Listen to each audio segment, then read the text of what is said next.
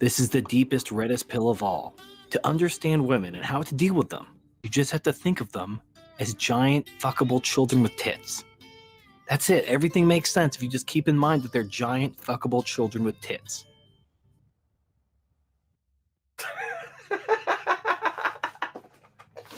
The look on your face is priceless. And TFM, that's who that was, and Pinoid are really, really good friends.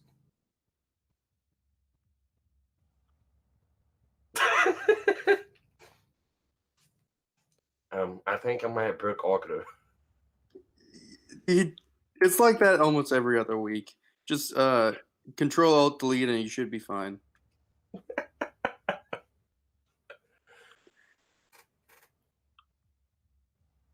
It's wrong, but it's the spectacular matrix of wrong. It's wrong in every conceivable way I can think of.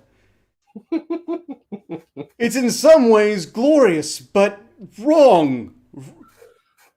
See, it's... I knew he'd said this. I seen it in text, but it's so much more just... To hear it, just... To it.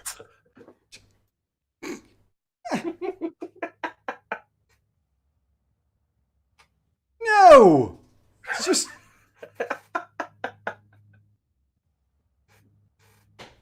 What? Okay. Hold on. I need to refocus. We're good. We're good. Thank you for that. That's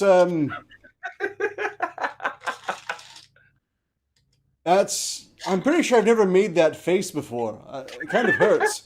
I've used muscles that don't see much use, and it's I'm probably gonna be sore tomorrow. It's just somebody needs to screen clip that one. That is so. And they're done that. That is so profoundly nihilistic and just bastardly. Bastardly. Bastardly. Okay, let's move on to some of these articles. We've got about 22 minutes remaining.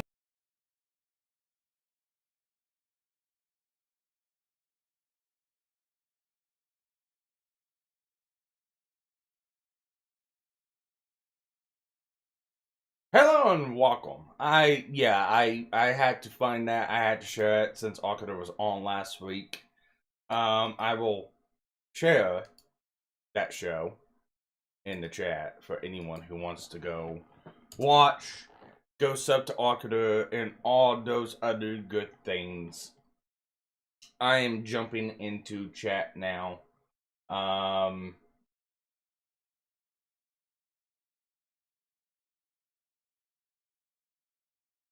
Let's see. Robot Masters. I need to drag Rogue over here.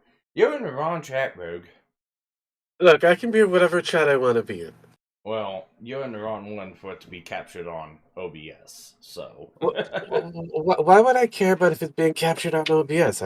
I'm here. There was, no one in any other chat rooms at the moment. Well, besides Ben. Ben showed up. Hey, Ben. Yeah, he showed up just after I showed up. Yeah. Sorry about that. I was watching YouTube. I was watching a YouTube thing, and then I clicked in, and then I had to go and shit in my mind. You get that from echoing. Yes. No, all of a sudden, I was listening to other people in my Discord, and then I heard this thing pop up, and went, "What the fuck is going on?" And then I realized that in the sidebar that I had your YouTube thingy up, so waiting. Did you do a thing going, oh, so he's live now? Oh, I see. Okay. Yeah, I tried to time it to where when I came on, it had been 4 o'clock, but I wanted to play that little clip since Akira was on last week. I just like sharing in the pain I got to cause others back about 2 to 3 years ago.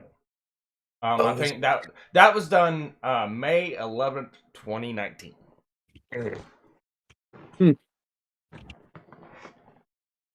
All the funds. Well, I mean, it was fun back in the day. It was. And just so everyone knows, this is a live show. Anyone who's in the Discord has access. You could jump in, you could talk, just like, Ben did. And if you don't have access, pester me for access, and I'll give it to you. So you don't have to, present I don't know, a pair of panties, do a little dance on the table. No. No, that's don't confuse me for pins entries into Oh yeah. Sorry. settings. I just wanted to just clarify just to make sure. Yeah, that's not me, that's Pin. Now, just remember, every time you're looking at a dollar bill, just remember how many times that's been in a stripper's butt crack. Yeah, Unfortunately for unlike the United States, Canada discontinued the actual physical dollar bill. We have coins now, so trying to give a stripper a dollar bill is kind of difficult because now you have to throw loonies at them.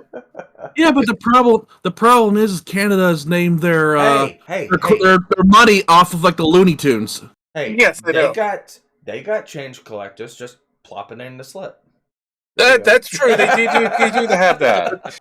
But the beautiful thing is, the inflation for a good stripper has gone up. The first physical bill you get to use is a $5 bill, so they have to be really good to give them a $5.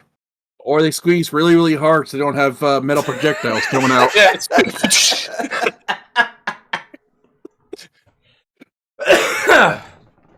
Yeah, when I heard they were going to discontinue the dollar bill, I'm going, what's going to happen to the stripping industry? What show was that? Was that South Park, or was it Family Guy, or was it? I can't remember which one it was. No, it was South Park with the movie Bigger, Longer, Uncut, where they had the girl with the ping pong balls. Yes, and they made it seem like it was more wrong than what it was, but it was just her hitting ping pong balls with a paddle. And it was actually it was coming out of a certain spot, and it was just ka-tink, ka-tink, it was popping out everywhere. And I think no, they made it look like that, but it wasn't. No, but still, it was still funny. It was still funny. And so what is up, Ben? It's Ben. Yeah, well, I'm picking up a load out of home, and there's a snowstorm going on. Fun. And it gets even funner because it's an OD load going up to basically a border town between Maine and New Brunswick. Cool. You have your snow chains, right? Well, here's the thing though. Snow chains are like the Midwest. Going up north, you don't need snow chains. Yeah. Because once you get into like Iowa, Colorado, Wyoming, Utah, Arizona, California, Montana, Idaho, Oregon, Washington. They're the ones that have like the snow chains are in effect from like I think like October till like April or May, depending on which state you're in. Yeah. And it's like the lowest fine is around $880 for not having snow chains on. No, not for having snow chains in your vehicle. Okay. Sounds fun. Yeah. Yeah, I was looking up if I wanted to download and get into Star Citizen. Just as I was watching the beginner thing, is just before you popped in. You mean just before I'm gonna you popped say no. Though it's an interesting game concept at the moment, it still has ways to go before it. Well, it's been in what beta for what? Almost 20 years. 10 years, 20 years, something like that. Yeah, it's been in early, whatever it is. And is it like some of the ships, like what, tens of thousands of dollars? Yes. Of U.S. money? Yes. Money? Unless you kind of got in at the early stages, then yeah, you're fine. But yeah, I mean, you're gonna have to wait before it becomes a proper EVE Online. It's the same thing with Apex. Like what, gun skins are $900. Yeah. Some guns are over $1,000. Oh yeah. And listening to like Angry Joe just rant and rave over that, just hilarious. Well, that's something he should have known going into it. Well, I know, but every time they bring in a new skin to name the price, it just blows up. I watch the Angry Joe reviews when it's like the latest Battlefield, the last two or three Maddens were always great, to always cheer me up, and all that stuff. It's just always Yeah, it's that fun. game doesn't change, Madden. It's pretty much the same game with just a different roster. Yeah. What do you think about the whole Microsoft buying Activision Blizzard? They haven't official. It hasn't been official yet. It's still considerably talks. Once the ink actually dries on the paper, then fine, we can actually go down this road. But right now, for what I can see coming on the Microsoft thing, they feel like Thanos are trying to collect all the jewels so they can snap out all the other competition out of existence, and I don't think it's going to work.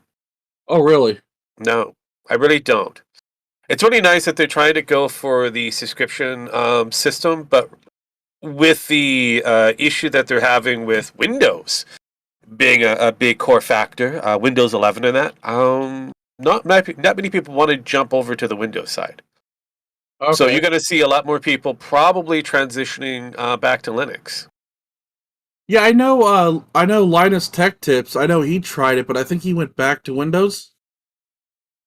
So with that, most people transition back to Windows because of the gaming sphere, or there's certain things that they can't do that you would normally be able to do on Windows that you can do on Linux. Now, with the updates of the OSs that they have available, there's at least 5 different top OSs that can do the same things that you could do on Windows, but they have specializations. For example, if you want more of a gaming rig, you would have to go into either a Pop OS for that one, because it actually focuses heavily on the gaming sphere. It doesn't have all of the games as of yet, but they're getting there. That's all I can say. They're getting there.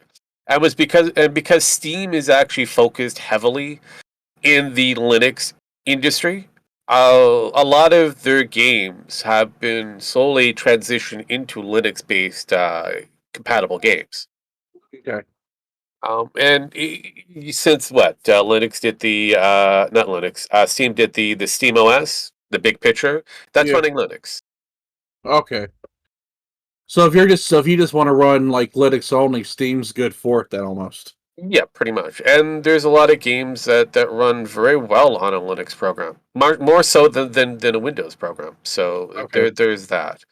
As for your day-to-days, that's going to vary from what OS that you want. For example, you could probably get like a Ubuntu or was it Lime Mint? I think it's Mint Lime or Lime Mint or whatever it is. They are the top tiers that are easy use, but they do the same thing as you would for most of your Windows programming. Hell, a lot of the major studios uses Linux for a lot of their editings and that. Okay. Outside of Windows and Apple. So there's that. So I mean, businesses have always been using Linux for the most part. So banking especially. They may have window operations in certain areas of the department, but the core of it is utilizing some of the Linux programming. So okay. yeah. So, and even Windows 11 is utilizing some ideas of Linux. It's weird. It's very weird. The moment that Windows decided to bring out Windows 10, they've introduced a lot of ideas that can only be found in the Linux universe. Okay. And they brought it over for whatever reason. It's like, okay, and vice versa, going the opposite direction, because Windows is like the multiple windows you can have is now available on in the Linux side of things. I mean, both have always been competing. Well, all 3 different Unix style have been competing for control over the space. And getting back to the Microsoft issue, it comes back down to they want total control over the board, but they'll never get a full control over the board. Yeah. Intel is planning on building the largest silicone manufacturing plant about an hour or so from where I live in Ohio. Yeah. And it's probably going to be a couple years before they even get up and going. Yeah. Yep. I'm gonna say it's gonna be about 5 years before they're probably even up and operational, and it's probably gonna be about another 2 years before they can put out any kind of substantial product. Yeah, they're it's $100 billion in 2 Ohio chip plants is what IBM's planning on doing. Okay. IBM or Intel? IBM. It's Intel. IBM Intel, yeah. Yeah. It's two chip plants in a 1,000-acre plot land, and a lot of people in that area are throwing a bitch fit because now they're being forced to sell. Well, I mean, It's a lot of farmland too. It's mostly farmland. Yeah, well, that they're buying. Eminent domain. Gotta love it. pretty much. But No, I I'm mean, not surprised that they're buying a farmland. That's pretty good space. yeah. I've only seen an article of just one person doing it, so. But yeah. That's the beautiful thing about businesses. They always Yeah. try to keep certain people quiet. Yep. There's a lot of unused space in New York. Why don't you get rid of those buildings and use those spaces? Because of the taxes. And plus NIMBY. Yep. Basically, it's more NIMBY than it is. I don't think they would really care about the taxes because No, they do. They do. Oh, true. But I'm just saying. I mean, if they were willing to get a Amazon distribution in New York City, but it took one crazy congressman to delete it, which screwed everybody over. The jobs wise, I think they would have done it.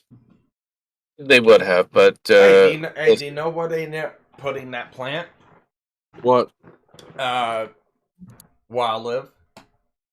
Yeah. I'm finally here. Oh, it wasn't. Are you finally here? Yeah, I just got back from getting a cup of coffee. Oh God, we got a new pin in here. What'd you do? Grow the beans and grind them and roast them yourself before you brew the coffee? That was a long No, I had to get my wife a cup of coffee and go up 3 flights of stairs.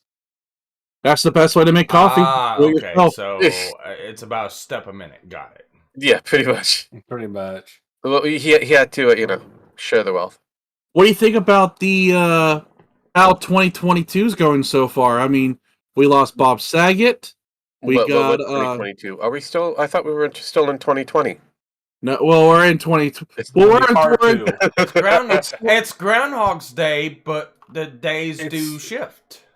Here's the thing: it's 2020 Part 2. Yeah, I mean, if you look at the crazy part is we lost Bob Saget and Meatloaf in 1 week. I really don't care about Meatloaf. Meatloaf was a dead man walking since Well, here's the thing. Meatloaf, I guess, should have done that. So. I mean, the thing is with Meatloaf, if you look at his accolades, I mean, he's like 65 movies. He's done a lot of movies for a lot of songs for the movies and such. Yeah, he's not really in the limelight a lot, but I mean, the stuff that he's done in the backhand, I think was, like I said, 65 movies. He's portrayed a lot of the movies he's done have become cult classics. Yeah. Rocky Mountain Horror Show is one of them. Questionable cult classic.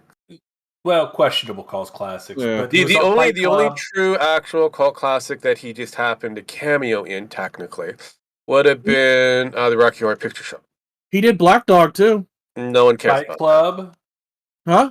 No one really cared about that. No one cares about Fight Club. Fight Club, and again, okay, where was he in Fight Club? No, I said Black Dog. Oh no, he was the guy with the big tits. Again, where was he?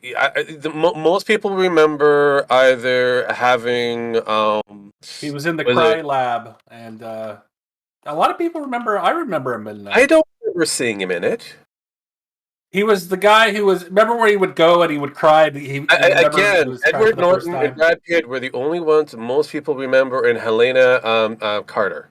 The only reason I remember him is seeing because Meatloaf. the sad way he died. Because No, the day he died was again, like I said before, tragic. it comes back down to he wasn't that memorable as a part. He was in Black Dog. He was the main character in that, the main villain. I really didn't watch Black Dog, and I really didn't care. I didn't even know Oh, about Black Dog. Yeah, it's Patrick Swayze. It's a trucking Okay. film.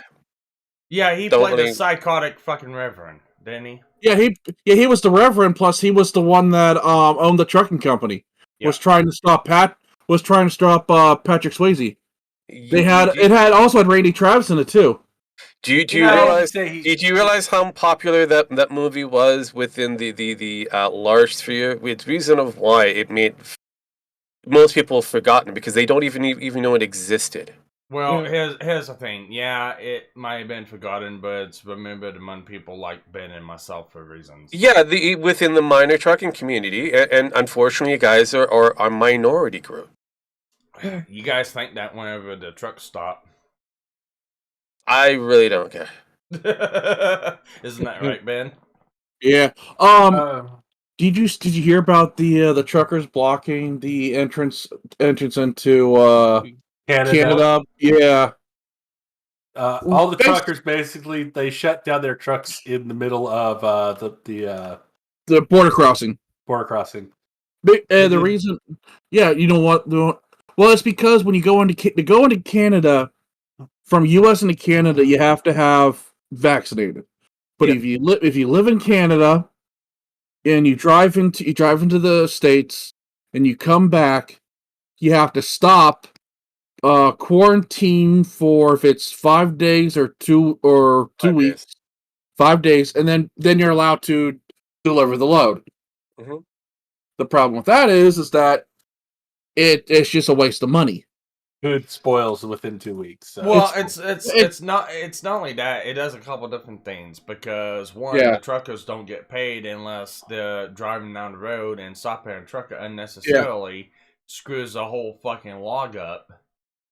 It screws the log up. It wastes fuel.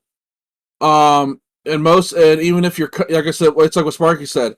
Company drivers don't. Company drivers, they'll get They get paid by the mile, not how long they sit in the truck for. right. But also too is that a lot of times they pay detention pay, and a lot of those companies aren't going to pay detention pays, which is like $200, which depending on the company could be $200 after 2 hours of sitting. So they're gonna refuse to pay detention.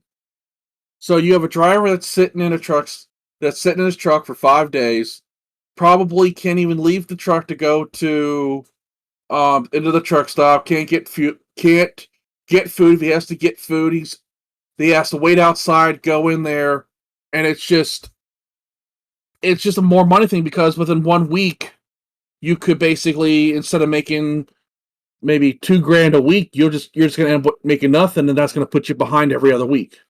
No matter how many times you're in there, have to go across the border. If you're owner operator, that's just suicide because then you don't have money because the fuel, the maintenance costs, getting another load, dispatching.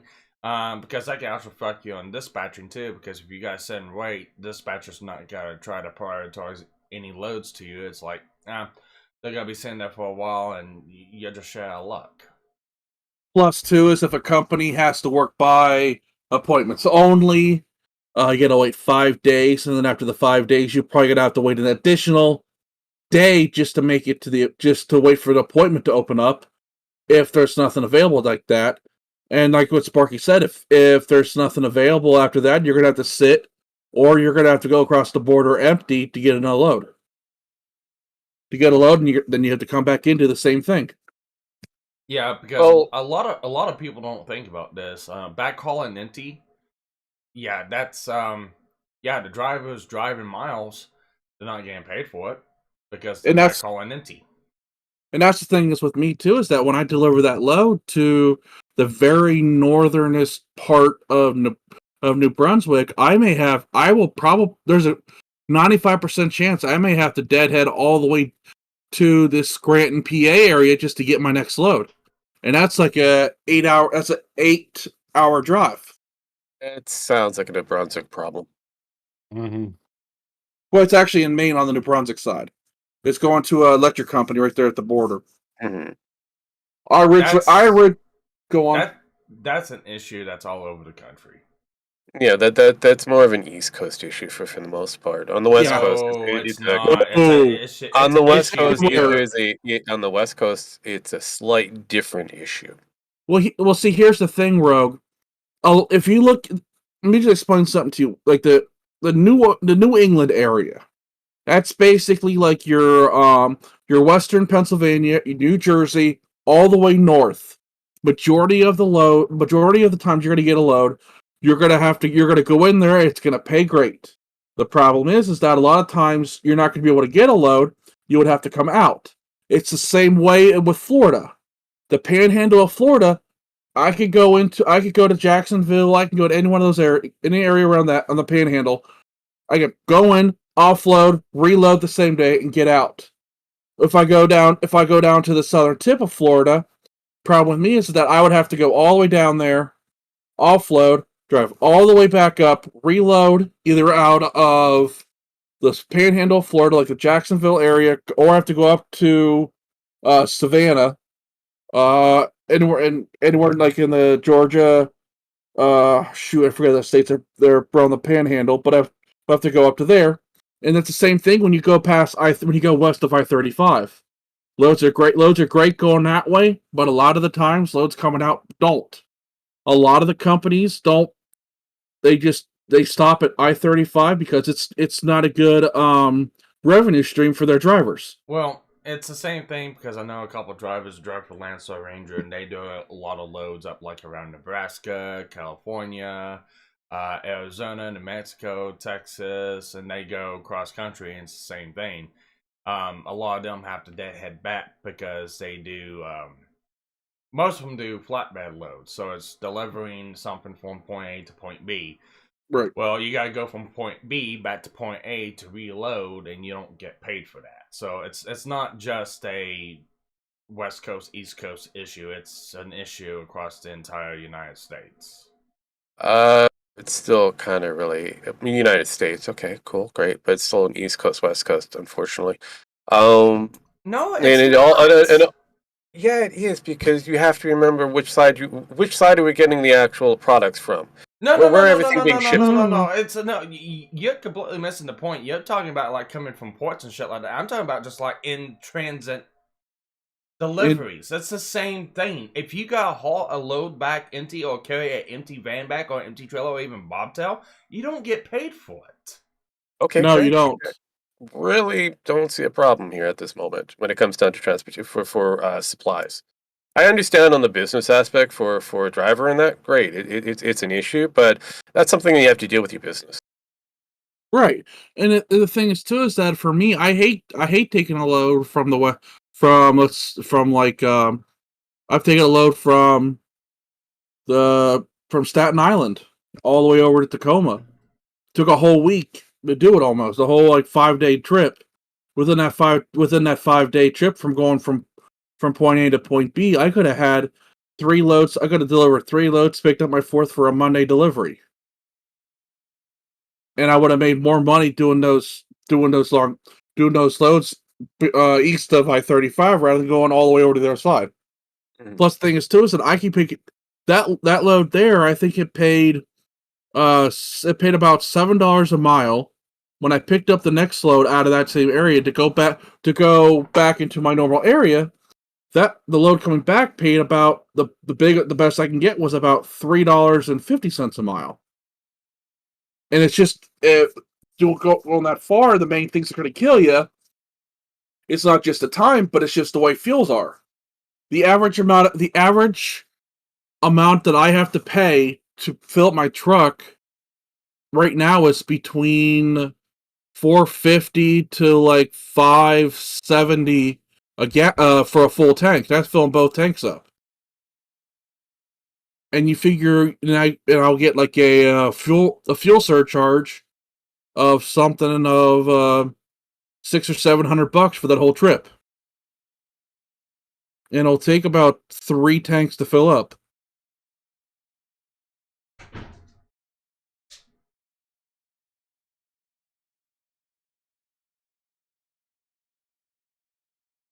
And a lot of that stuff too, it just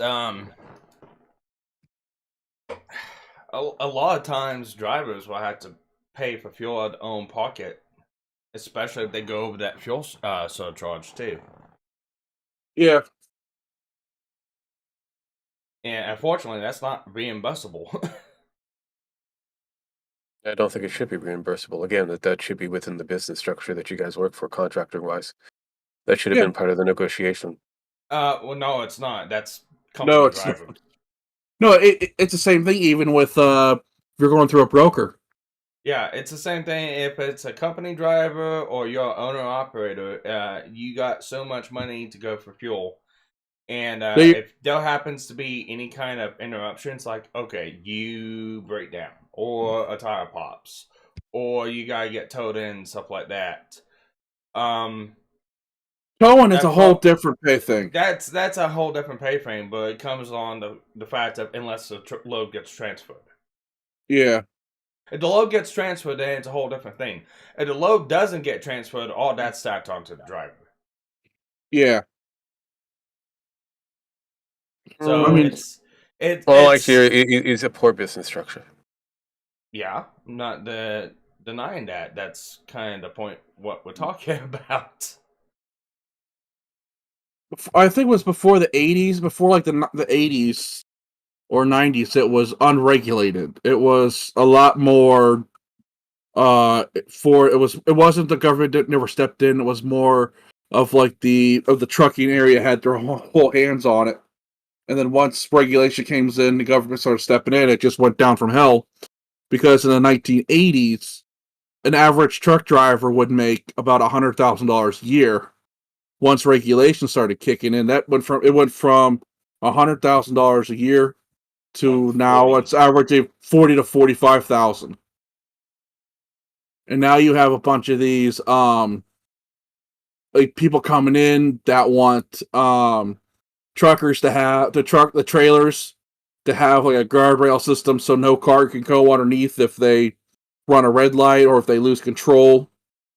You have organizations that I think government officials, they wanted to have like a 300-mile radius for all truckers to stay within from one area to another. Now it's like they want to bring in electric trucks, which I have no problem with.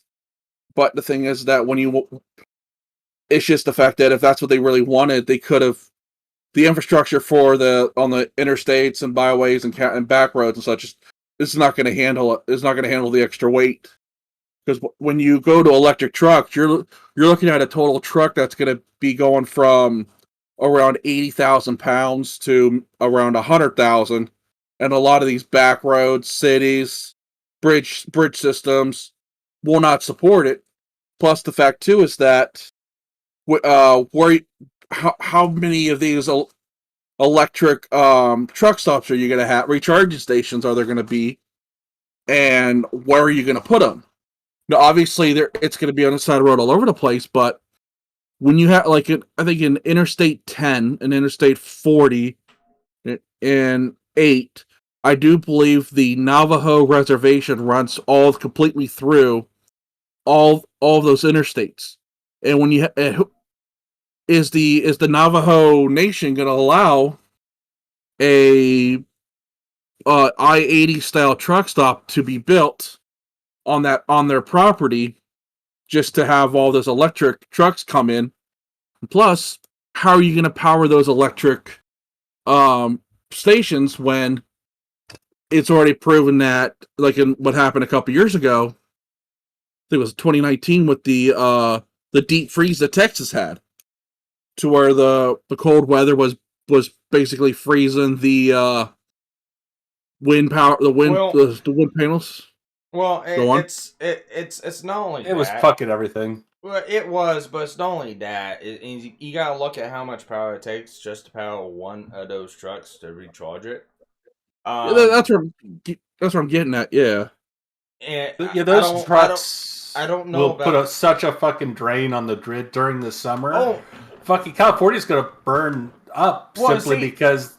Well, yeah, not only that, because I don't know about you, but let's just say, okay, like that, every truck on the road got turned into electric. Okay, let's just into reality like that. I don't know if you noticed or if you've ever ran into a basic truck station or a truck stop, but the shop I walk at, Peterbilt I walk at, is right next door to our IR-80 truck stop. At any given point in time, there's about 500 trucks and trailers parked there, either waiting, going through the off time, getting maintenance done, or anything like that. If they all had to be charged, I'm sorry, you're gonna be drawing about 10 times more on what that city electric grid could fucking put out. Here's a sign that this is bad. Even though like they're starting to get better at California right now, people are still continuing to ship to Texas and Florida and also the East Coast areas that they can't get to. Because with California's new laws, they can see what's coming and they know it's not going to work. Yeah. So they'd rather take the hits on the extra time it's going to take to ship. Hell, this is such a bad idea that the the second Panama Canal that they were planning on building is already on being built. Well, it was on hold for the longest time, because they couldn't get the funding, and they just said, "Yeah, we're doing it." You got ships and container ships that are getting fed up, and companies are getting fed up about waiting in line and getting through like the different canals and shit like that. You got ships making the journey around the Horn of fucking Africa, and that is a dangerous journey in itself. Yep. Just to get around this, no, it's fucking insane. Plus, you have companies that are bringing ships back that have already been decommissioned just to get into smaller ports, from what I understand. Holy shit. I mean, you got new ports that's being planned on being built, like, I think, around the Gulf, if I remember right. Here's the thing, Sparky. They found a way around the shipping, the Horn of Africa problem with not allowed to having stopping in ports with guns and shit. Mm-hmm. Basically, they've been the free market figured it out. See, you can't go into the ports, but mercenaries essentially, but you can't go to the ports, but there are mercenary ships that can essentially wait outside the restriction zones. Yeah. And they'll drop their people off. They'll put their people in there and then drop them off in there. And what happens is essentially, like, okay, when they ship out of the port, like once they get out of territorial waters, the mercenary ship will be waiting there to load up their people, and they'll ride up beside the boat and load up. And then what happens is when they get close to the port they're going into, they unload on another ship, and then they rinse and repeat this back and forth. So that's how they figured a way around it. Essentially, the free market was like, "Hey, we have an idea," and it works. It's perfectly legal. It's amazing what happens when you let private individuals. Well, the thing is, because it's in international waters, the government can't do too much about it. Well, they can, but they're choosing not to for it has to be reasons. a unified coalition to do it. If it's international waters, that's the thing. And they're like, "Yeah, this works. It's cheap." Cheaper than... Well, it works too, and the only reason why that you don't have a major coalition is because some of those countries kind of depend on those piracies to bankroll them. Well, it's also funny when you read an article of those pirates attacking a warship. Oh yeah, by mistake. Oh god. And they did it. I think they did it to a Russian ship. The Russian ship just fucking. Oh god, the Russian had no pity. I can't remember what it was, but I seen a video and it was a Magellan pirate ship that was coming to a cruise ship. I can't remember what they had, but I think they had N9 tank rounds on the fucking ship. They took that fucking boat out. It was fucking glorious to watch. I remember the Russians where they caught the boat when they realized, oh, that's not a shipping boat, that's a warship. And they tried to run, and then they fucking ran them down, caught them, and put them all on the fucking and they're all holding them at gunpoint. That's no moon. Died. Oh, it was fucking horrible. I was like, God, that's gonna suck. But this, yeah. Then it goes to like infrared, and you just see the boat just on fire. Yeah. Well, no, these one guys tried to run away, and they could, and instead of shooting them right away, they just chased them down, captured them To the mothership. Well, and then they dropped them off at the port and said, "If you fucking do this again, we will kill you." And then they just left them. I do want to say this one thing from Gilded Poo. He typed in the main chat. He's like, if I wasn't shitting and puking everywhere, I would join. Vlad, I hope you get over your case of syphilis. It sucks to hear and all that good stuff.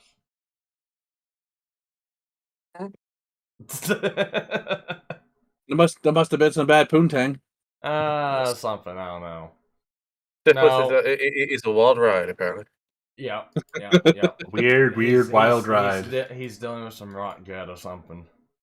He's riding the porcelain throne to the new world. Yeah. Or he's driving it. Either one of the two. One of the two. But at the end of it, all I hear is privatized market is good, and something controlled by government not so great. No, it's not. That's like the common thing you hear all the time. It depends on who you talk to and what they are. Yeah, that's true too. Yeah, it depends if you talk to somebody who has a brain or who doesn't have a brain. But it depends on where they live. It's where the brain comes from. To a degree. There's Yeah. that too. There's that too. Ugh. But the thing is, the private market usually figures it out. If you let the private market run a little too wild, yes, it can go a little haywire. Oh yeah. Not gonna deny that. That's why we. Yeah, but the beautiful thing about a private market is the factor that you, the consumer, can choose whether to, give them more revenue or. And if you choose not to, and everybody else does exactly the same thing, hey, that private market's going to have to change its ways. Yeah. But the moment you get a government intervention that involves themselves into it, we've got to change your ways, and then everything goes shitty. Oh yeah. Oh, yeah.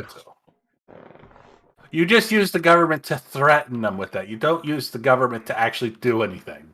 You're not. That's a theory. That's supposed to how it's work, but. Yeah, but that theory doesn't work because government likes to do the overreach and needs to do the overreach because they kind of around. We've got money that'll be coming in. Ooh, I like this. No, wait, they like the reach around. They like to get the reach around. Never mind. That's my bad. They like to reach around when they're pounding you from the rear. Yeah. Wow. So nothing's strange. Well, it's kind of like my job. It's you got small individuals, you got dumb individuals, and somehow it seems like we always hire the dumb individuals. That's because they're ready and available. Yeah, he's got a point there. No, But it's like, And there's an endless supply of them. all right, so it's like my job is pretty basic at my work. I'm the diagnostic technician. I do a majority of the diagnostics. I do a majority of the electrical work and all that good shit. But I should not be the only one there that does that. And it's very simple. We only deal with 3 types of engines in these trucks and that I walk on. We deal with Cummins, we deal with PACCAR, and we deal with Caterpillar. Caterpillar's really easy. They stopped being put in the trucks around 2011. So unless it's an older model truck, don't have to really worry about Caterpillar, but it's easier than that. It's either a gray engine, a red engine, or a yellow engine. We got 3 different types of diagnostic software. We got Davy for PACCAR, Insight for Cummins, and ET for Cat. And it really pisses me off, especially when we get a technician. He's screwed around on like 45 minutes on a truck. Hey, we can't get this thing to connect to Davy. And it's like, okay. Look at the side of the truck. You look underneath. You see it's got a red oil pan on it. It's like, okay, why are you trying to connect PACCAR software to a Cummins engine? I was told that by so and so. No, it's common knowledge. Oh, did you hear what they're doing? I think in California with trucking. I don't even want to know. I think California is the one that is allowing teenagers to get their CDL now. Makes sense. They claim it's to alleviate the supply chain problems. There is no shortage of drivers. That's what I keep telling my dad, that there is no such thing as a driver problem. It's the fact that nothing's coming in through the ports to make it to the supply chain issue. There's two issues to the whole thing, and it's not a fucking driver issue. There's plenty of There's so many fucking drivers, there's not enough fucking trucks for them. That's the first issue. There's not enough fucking trucks. That is the first issue, is there is not enough fucking trucks. Here's the second issue. Regulation. Yep.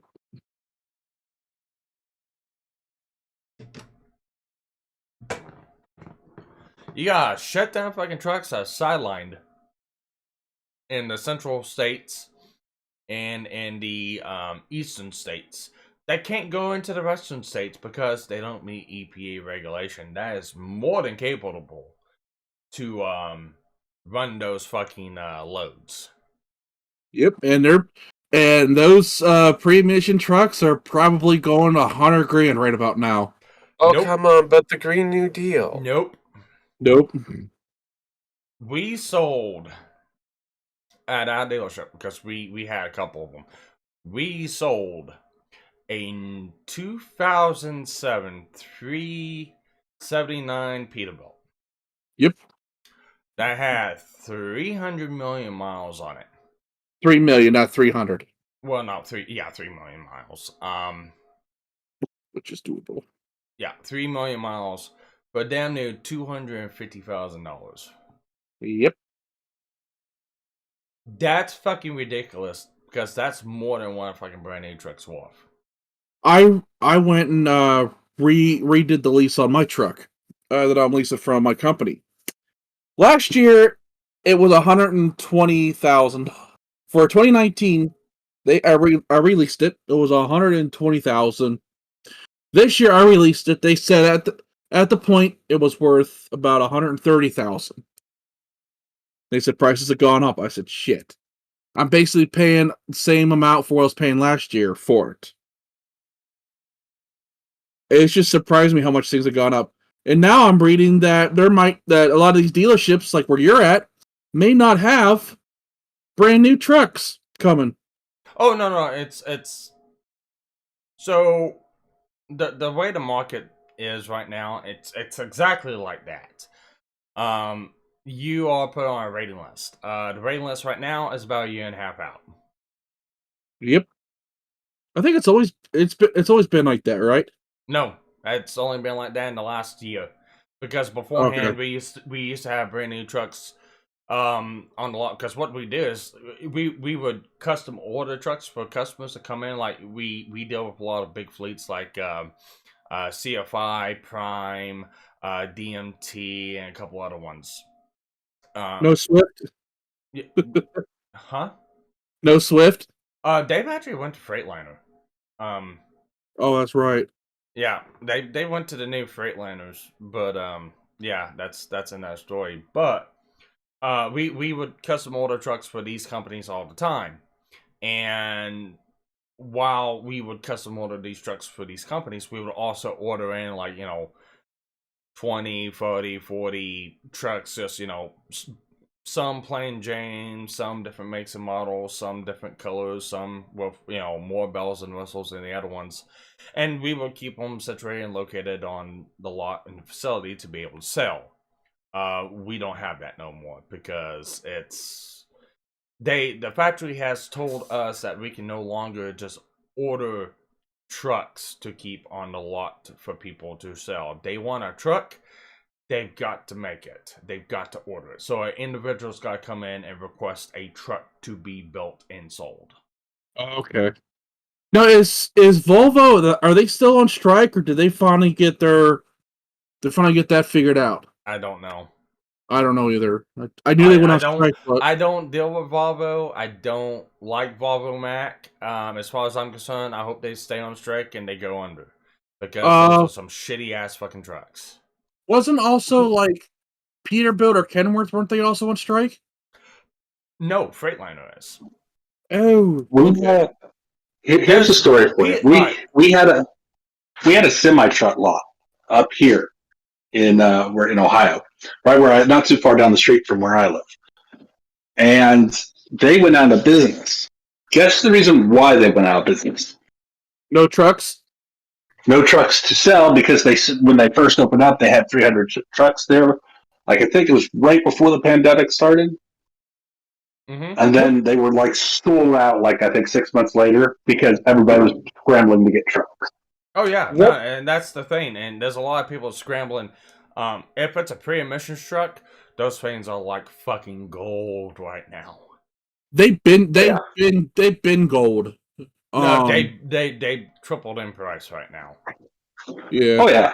You can But have they a were fucking truck. You can have a truck with a blown up fucking engine in it. It doesn't matter. If it's a pre-emissions truck, that fucker would go more what a brand new truck that actually walks down the road is. Yeah. Yeah. It was insane though, because like they didn't go out of business, they just could not get any trucks to sell. Now they could do the pre-orders, but nobody wanted to pre-order because that's pointless. You're not going to pay on it until it comes. No, here's the stupid thing. If the government did not get rid of the glider trucks sales, there at least the dealerships would have a glider truck they could have on their property. Actually, no. Mm-hmm. That's not even that, because of the way. So here's the thing. Here's the reason why you can't. I know the government made a law, and they've been trying to pass. It's not been fully passed yet. Oh, okay. It's not been fully passed. It's supposed to go into effect the end of this year, 2022, for glider trucks. But here's one of the reasons, because Peterbilt was one of the biggest sellers of gliders. Here's the reason why that you can no longer get gliders for Peterbilt. It's the way the dash is set up. It's the way the electrical in the truck's set up now. They have fully went over to digital dash trucks. All computerized cabs, all computerized dashes and stuff like that. So if you go into a long nose 389, you know how you'd see the old traditional gauges. It'd be just like an old saw. Yeah, that's no longer the thing. And instead of that gauge, it's a digital display now. And here's the problem. All that is tied into the computer of the truck. Nothing on that truck will walk unless it recognizes the engine. And the way that dash is set up, it won't recognize anything underneath 2021. Yeah. The only way that you can get one of these newer trucks to run an older engine is to basically gut out the dash and put old school gauges back in it. And that's more time, hassle, and warping what it is. For the price you gotta take to gut out one of those trucks to put older style engine in and all that other good stuff, you'll be better off buying an old, beat up fucking truck and just restoring it from the ground up. You weren't kidding about those pre-emission trucks going for over $100,000. Because I'm looking at. I know they're about 250,000 all the way up. I've seen them go up to about 400,000.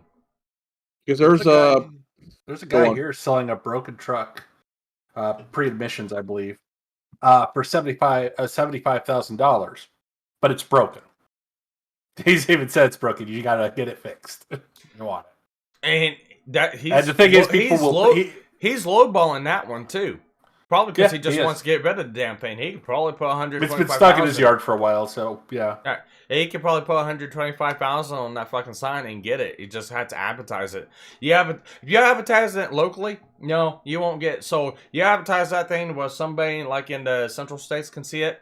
I guarantee it. They will grab a truck and trailer and. Well, the reason he's selling, he's trying to. How do I put this? He's selling it on Facebook.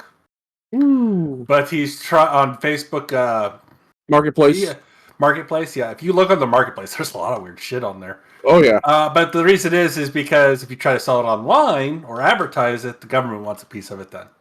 Yeah. Yeah. Oh no, the government buy it too. They'll buy it just so they can dismantle it.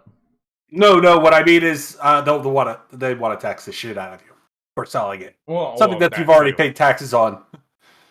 There's probably been, had taxes paid on it like several times by now. So I'm gonna read this from Rogue. You put in a chat. I don't know why you just didn't say it, but Volvo Heavy Truck Plant in Southwestern Virginia have narrowly ratified what the company said was its final offer in a long labor dispute, July 14th, 2021. at 10:08 p.m. This is one of the reasons why I like Peterbilt. Peterbilt is a non-unionized company. The factory is non-union, and a majority of the truck dealerships, especially like the one I'm walking in, is a non-union also. Now, in some places in the East Coast and some places on the West Coast, there are unionized Peterbilts, but those are franchise locations. The one I'm walking in is also a franchise location, one non-union. But Peterbilt, Kenworth, and Packard itself is a non-union plant. So the actual motor company itself is non-unionized. That is one of the reasons why it is one of the only fucking truck dealerships right now that you can possibly get trucks from. Freightliner can't get trucks for. Volvo Mac can't get trucks for. International can't get fucking trucks from. Yeah, I think the funniest thing about the unions that you brought up, remember when Twinkies, remember when the Plant to Hall and Twinkies went on strike and they had to shut it down? No. What it was is that when it was that plant, before the plant went down, it was the food union, I think it's the FCIO or whatever it is. They wanted to keep they wanted to keep pressuring to get better and better things through the union rights. That's what the union wanted. The Teamster union, who delivers that stuff, was literally telling them, no. We want our jobs. They'll shut down they'll kill the plant.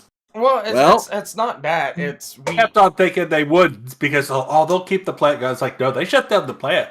They shut down the plant. The only reason they kept it, the only reason Hostess came back was because somebody else bought it and said, we ain't putting up with this shit. We're getting rid of all the unions, and they did. Yep. And then the price of Twinkies went back to normal. Yeah, but the problem is the size of Twinkies also shrunk too. Well, yeah, but the other thing, and it tastes like shit now too. Well, the other thing they do. Twinkies always tasted like shit, but I don't know. No, they taste like more like shit now. They actually taste like shit. The other thing is the reason why, like Peterbilt doesn't want to go to union or won't go to union. It's like the same thing that happened at John Deere. I can't remember what the plant was or what the shop was, but they had a major incident like 2 days after. It's like 3 or 4 days after union strike. There was a major accident in the shop because they hired scalpers that didn't know what the fuck that they were doing. That's like Firestone thing. Remember Firestone? Every time Firestone goes on strike, I never buy their fucking tires for like 3 years. And then you see on the news a Ford Explorer flipped a couple of times because of Firestone tires. Yeah. Oh, fuck it. Firestone goes on fucking strike, though, every fucking 3 ever since they became unionized, they go on strike every 5 years. Like, we cannot raise the prices. No. We cannot make we cannot make margins and pay you more money. We can't. Yeah, we just can't do it. And that's a lot of things a lot of people don't fucking understand. And they're like, we don't care. And then they bring in, and then they end up paying even more. So it's like, there's no winning. And farm tractors are cheap. You know how many times like fucking Firestones had the government called on them? Oh, well, no, Firestones called the government to end the illegal strike because they literally bring in the government to show there's nothing to give you. We are barely breaking even right now because of all this shit. And then the fucking government had to bail them out. Yeah, and that's the thing with the trades and the labor. You're only going to get paid so much. It's like with me, I'm only getting paid so much. I'm getting paid right now. I'm one of the highest paid technicians in my area. If you go by the labor rates of every shop around here in like a 200 square mile radius, I'm not gonna get paid any more than this. I could, if I can get like certain percentages up that what I can do in a shop, but that's not gonna happen because just how wanty bullshit walks. So I'm stuck at where I'm at. I knew that much. And I was happy with where I was at a couple $signs ago, before I started getting paid this much. So I'm not like one of those people that's got to holler and scream like, I want more, I want more, I want more. I'm happy and content with where I'm at. That's a fair price for what I'm getting paid for my job. And well, if you got employees that are doing this, my suggestion is get out of unions and hire people that will do the work for the price that you set forth. Well, here's the thing. When Google and Amazon said they don't want unions, I don't blame them. But the thing is, you guys are doing such evil shit, you almost deserve it, is in my opinion. Because the second they get unions in like Amazon and Facebook and all these places, the gravy train for these tech companies is over. Yeah. Someone else will come in and with a better, lower option and compete better, and that's it. Unions generally destroy a company in the lead. Well, see, here's the thing. Someone asked me one time, it's like, why I don't like unions and why I won't pay for them. It's like the micronized socialism. Yeah. It's exactly what they are. It's like, why should I... Time out. If my shop was a union, and I'm getting paid where I'm at because the level of technician I'm at, and there was another technician that was at the same level but could not perform to that aspect, why should I work with someone like that? Why should I have to share what I make with someone else that cannot perform or do that job? It's bullshit. No, makes collective bargaining, and it's bullshit. Yeah. For certain jobs, at least. I don't know about all of it. And I had this conversation with, I think it was Draken's brother last night. Lone Wolf? Yes, Wolfie. Is his name? Yeah, Wolfie. Yeah. And I had this conversation with him too, and it's like, it all comes down to personal responsibility. And it all comes down to people lazy and they just want shit given to them for nothing. You know, people want the money, but they don't want to put in the effort and work. And it comes down like this. I understand the argument. It's like, well, sometimes your start means that you can't get as much or do as much as someone else. It's like, my start was shit. My start was, I was the lowest person. I was the lowest GPA in my class. I was the most hated person in my class. I was the most unpopular person in my class. Because of your worldviews. Well, no, it wasn't even that. It was just because he's I was the nerd. I was the geek. I was the person that no one liked, and I was the easiest one to pick on. But, however, my start was like, I graduated barely, but I also went to a tech school, and I did shit that I liked, like working on engines, working on trucks, working on mechanics. That's what I liked. I took that and I used that to my advantage. I went to high school and I graduated. I also went to the tech school and I graduated at the same time, 6 months before I graduated. I had a full-time job working at a truck shop. Yeah, I was doing shit jobs. I was doing real seals and PMs and greasing chassis and cleaning the shop up. I was doing monotonous labor shit that, anyone could fucking do. But you know what? Pecking order, working my way up through the system. I was going to school 8 hours a day. I was working 8 hours a day. And you know what? At this point right now, I worked my ass off for what I got. Personal responsibilities. Now, was it all roses? No, it wasn't all roses. I had a lot of shit to deal with. When I started working at International, I got myself into debt because the way the pay system was, and it was the truck market crash. So I had to get tools that I couldn't fucking afford. I got credit cards, and that was one of the dumbest moves I could do to pay for some of these tools. And then, a couple years after that, around 2012, 2013, I had to file for fucking bankruptcy. However, I kept my fucking nose to the grindstone. I had a lot of shit from my way. I had a lot of hardships. I had a lot of stuff to get through and a lot of stuff to walk through. But you know what? Personal responsibility. I kept to it. I never let it got me down. And I'm at a really better place. I'm at a better place right now than what my mom was or my dad was back when they were my age. So it comes down to it. Yeah, I get it. Sometimes your start is shittier than someone else's. But you know what? As long as you keep your fucking nose to the grindstone, you don't give up, and you look at life in the face and you go, doesn't matter what you throw my way, I'm going to overcome it. You can succeed. The only reason why you don't is because you fucking give up. Sometimes. Yeah. Sometimes, believe it or not, sometimes people do hold you back. Oh no, Yeah. and that's that. I roll that into the fact of looking life in the face and going, I'm not gonna let this get me down. No, I get that, but I have seen a lot where the community has brought down the person.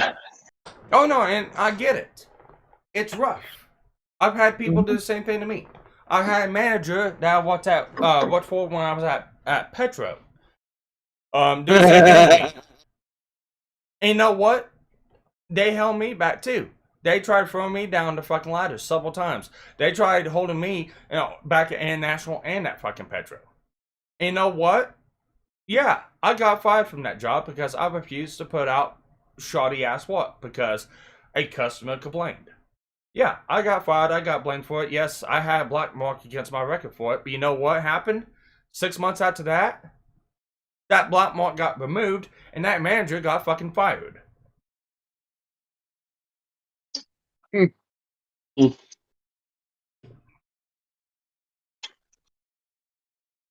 I don't care if it's unfair. You can overcome it. No. We were talking about two different groups, but yeah, you can overcome people like that. And family I can, becomes a and problem. here's the thing: if I can fucking do it, anyone can fucking do it. Yeah.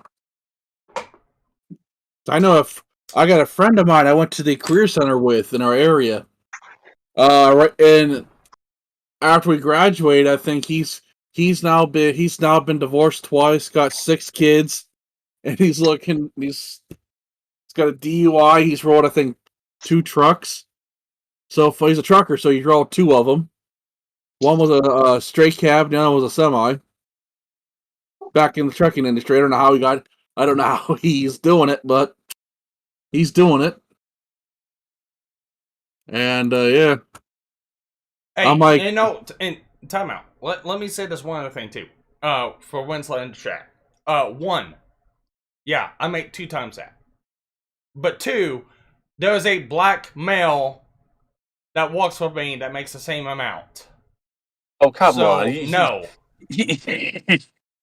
Come on. He's trying to get his money. Even if it's from a white man. Or a slightly, native man. Black man needs to get his money somehow. He knows what he's doing. He's a really good fucking cat mechanic. Yeah, he's not as good on the electrical, other things like that, but he's a hard fucking walker. He knows what he's fucking doing. He's good at doing cat overhauls. He's on this place in the fucking shop. Yeah. No, you don't want to have his life there, Winsler. I mean, Wesley, stop it. Actually, no, he has 4 kids. No, mine. My friend. I was talking about my black friend. Oh. Yeah, my friend. Wait. Now you're trying to give Wesley hope? Stop that.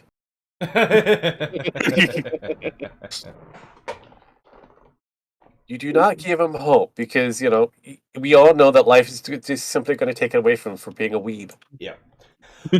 we had a female in the shop a couple years ago that tried to get a job there. She didn't last too long because it was too hard. And she went to go bitch and complain to upper management, corporate, because we were being unfair to her. And I was one of the people who got called in the office because I was one training her for the fact of, she couldn't do this job. And they basically asked me a couple questions before in the office. And it's like, so what are you doing to be unfair to this person? And it's like, well, I'm asking her to do anything else that anyone in the shop could do. And it's basic troubleshooting. And it's like, well, are you sure that you're not being unfair to her? It's like, okay. Service writer was a female and was a former mechanic. And she's the one that actually helped train me when I first started. And I called her in the office. And first thing I did was I gave the troubleshooting list to the girl that was complaining. I asked her, it's like, so what would you do? It's like, I don't know because I don't understand it. And it's like, okay, it's not my fault you can't understand it. So what would you do? And like, I don't know. And I turned around and I gave it to the service writer, and the service writer went through step by step on the troubleshooting And it's like, yeah, that's correct. And I looked at him, and it's like, it's not because she's a white female. It's because she just doesn't put in the effort to learn. And I left the office, and about 2 days after that, she got fired. Yep. I don't care if you're gay. I don't care if you're different color. I don't care if you're different race. I don't care about your gender. You did a job. You did a job. If you can't do the job, get the fuck out of shop. Look, at the end of the day there, Wesley, I think Sparky already has the nigger card because he's native. He can use that card anytime he wants to. Yes, I got that fucker in my wallet. So, anybody who's considered a person of color, we already have that card. And there's been a lot of different niggers out there, including some white ones out there. So. I'm native, bitch. Yeah. So yeah, I mean, it's the worst type to try to pull that one. And yes, he has that pass. So, female, included. started. Yes. I meant myself. I am the white nigger. If you can do the job, please. You will get paid as fairly as possible in the shop for what you are capable of doing. If you cannot go above the expectations of what you're being paid for, then you're not needed in the shop. Pretty simple. And that's the way it needs to be for fucking everything. Hey, if you can't do the fucking job, flip fucking hamburgers for about $7.50 an hour. Well, unless you go to Canada, about $50, but $12 now here. Yeah, it's about 10 to 12. But then if they go any higher, it's going to be replaced by robots like that one McDonald's. they're already starting to replace the tellers. Hell, the McDonald's near me has 2 cashier parts and a shitload of people a lot of people behind the actual the service area. Do you know how many instant tellers there are? None. 5. Oh. There's already a robotic pizza maker place around here. They only need one person to work in the kitchen. All they have to do is take the pizzas and put them in the oven and take them out. Yep. Hell, and then they funny.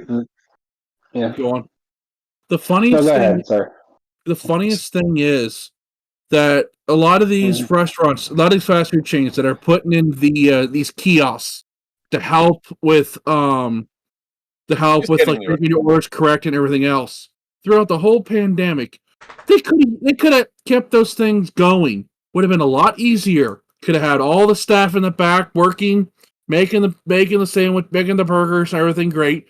Instead, they shut them off, and they shut off like something that could help them not deal with people.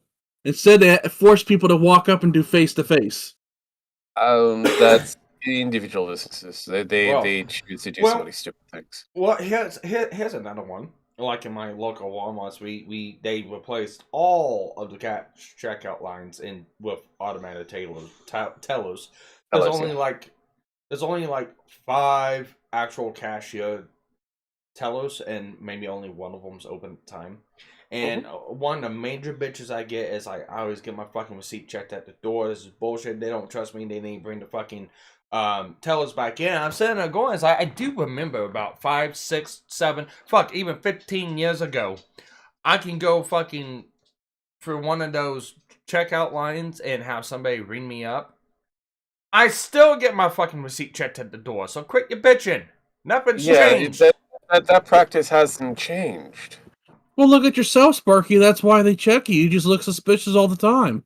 Look, I pass for white, and I walk. Do you know? Not even a toe touches it. Do you know I have how people you get past that? salivating on what? Go for it, Sparky. Do you know how you get past that? As you're going out and you're going past one of those guys, hold your receipt out. Just have your receipt in your hand. Hold it out where they can see it. If they see you coming with your receipt out, they will let you buy. They won't check you.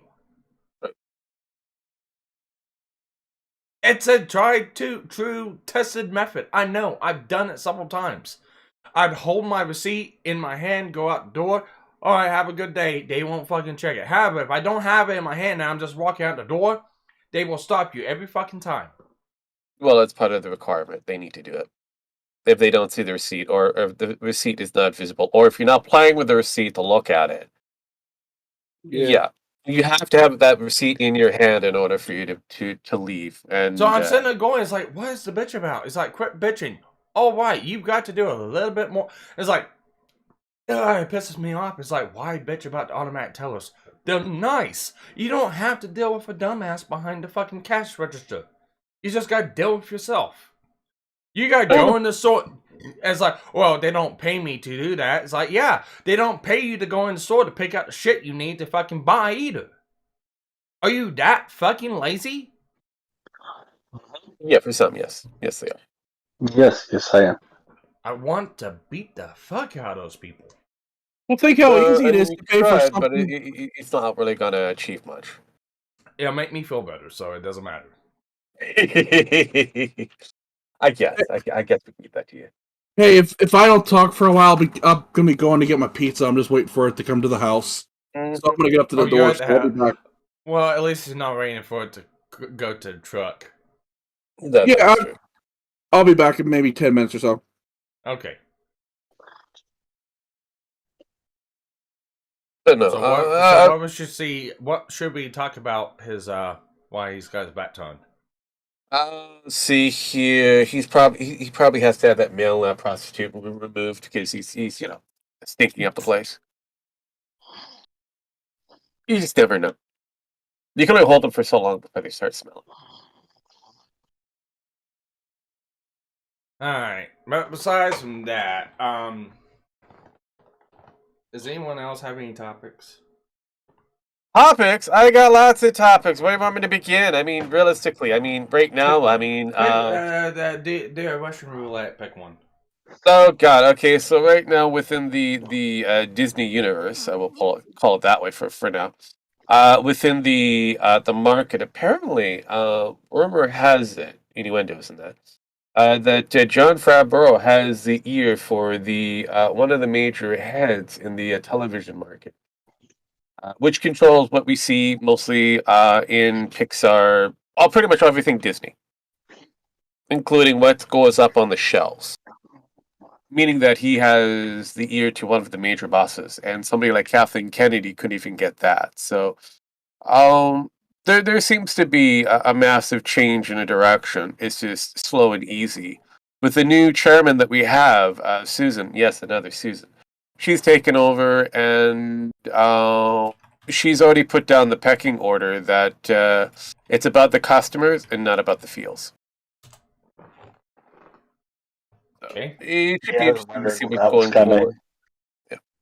Yeah, she's about the money. Yeah. And the beautiful She's thing not is a- that what we mentioned here, she's a woman. She's a woman. So trying to come up with any form of sex scandal is going to be very difficult. And That's why they chose her. yeah, as well as she is a feminist woman, old school. Yeah, About she's a money. real feminist. Not Yes. this cool bullshit. Yeah. You know, So- here's what I wish. I wish lightsabers were real.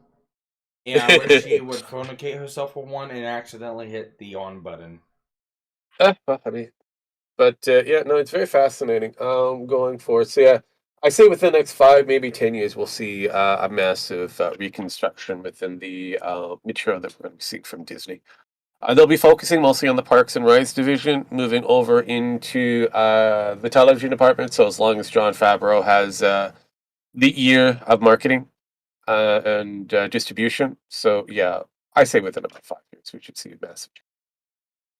Oh, we're going to be seeing forward. We still have the previous projects that are still going to be eked out because right now during the pandemic ongoing, it makes it very difficult for a lot of the production end of it to push out what they need. So yes, so entertainment wise, it seems like the pendulum is swinging in a different direction. My concern is if we go too far to the right, we're going to end with the same kind of bullshit, but just more of a religious skew again. just want the pendulum to stop, stay in the center, and just stay there. But it never does. It always goes too far right or too far left.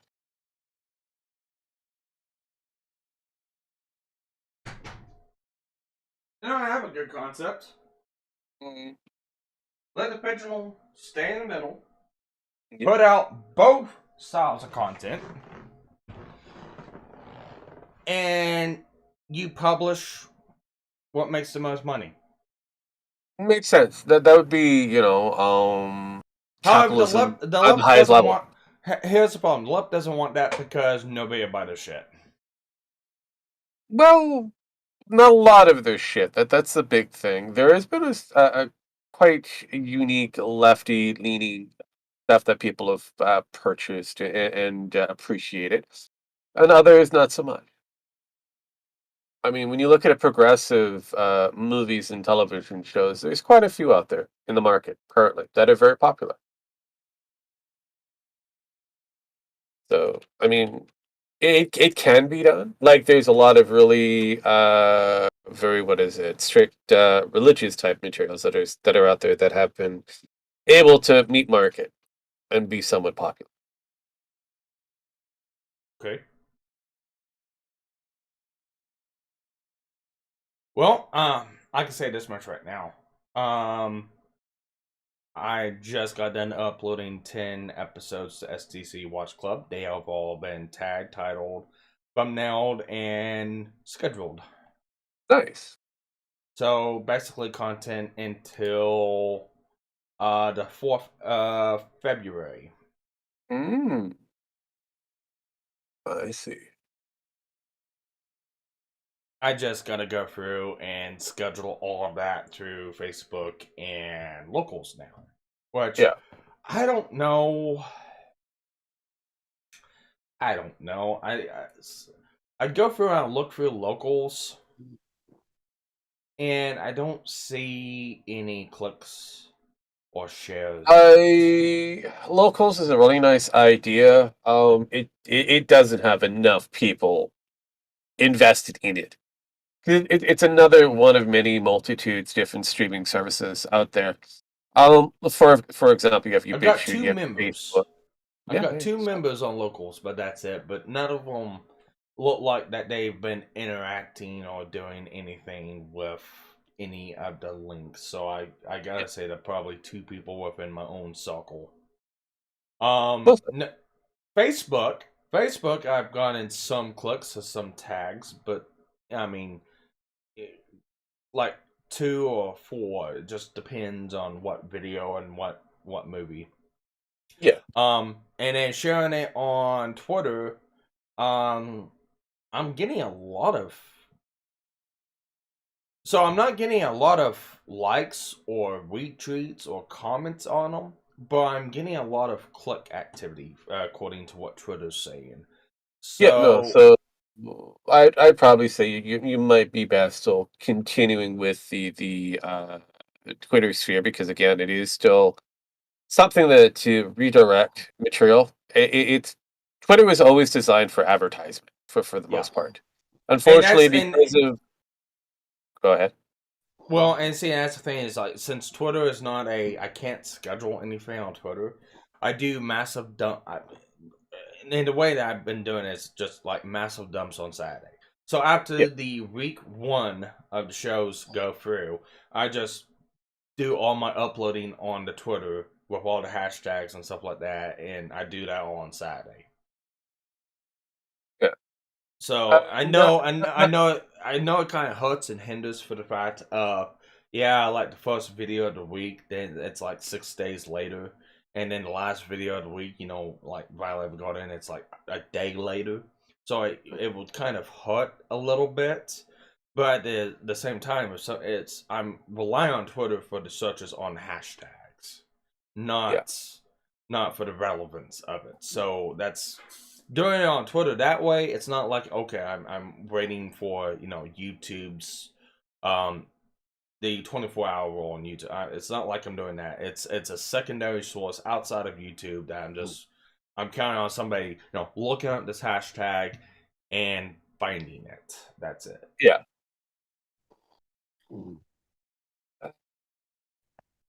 To answer your question there, Masquatch, nothing much is really shaking, unless it's an epileptic dog. Then it might be having a seizure. Oh, you're talking about that one day when Chance came in here? Yes. He is white and pink. Yes, very, very pinky. Yes, very, very pinky. But why don't you? How about this? You like to go through analytics.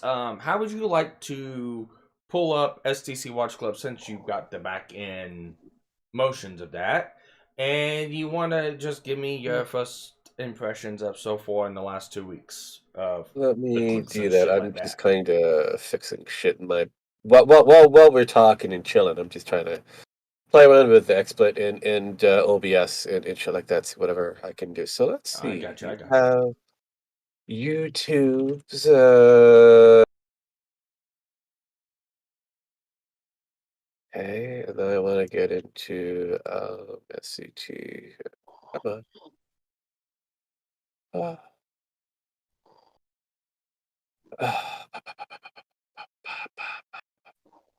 It Is wants it? to be slow, doesn't it? Yes, it does. Yes, it does. It's within that time frame. Everything needs to be slow because it's Sunday. Sunday. Sleepy Sunday. Yes, I know. Oh wait, really? Oh my God. Sorry, I just got this little bit of news. For anybody who's a Whovian, apparently there's talks of bringing back David Tennant to return as the 14th Doctor.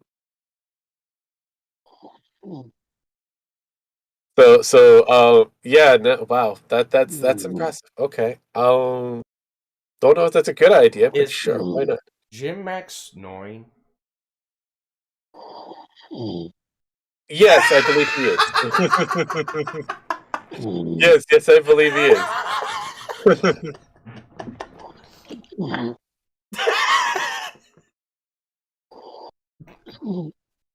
Wow, either that or he's having a really good sandwich.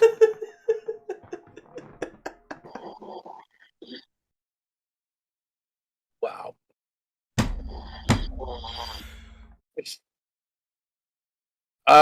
Wesley, do your job, start clipping. We're gonna be here for a while.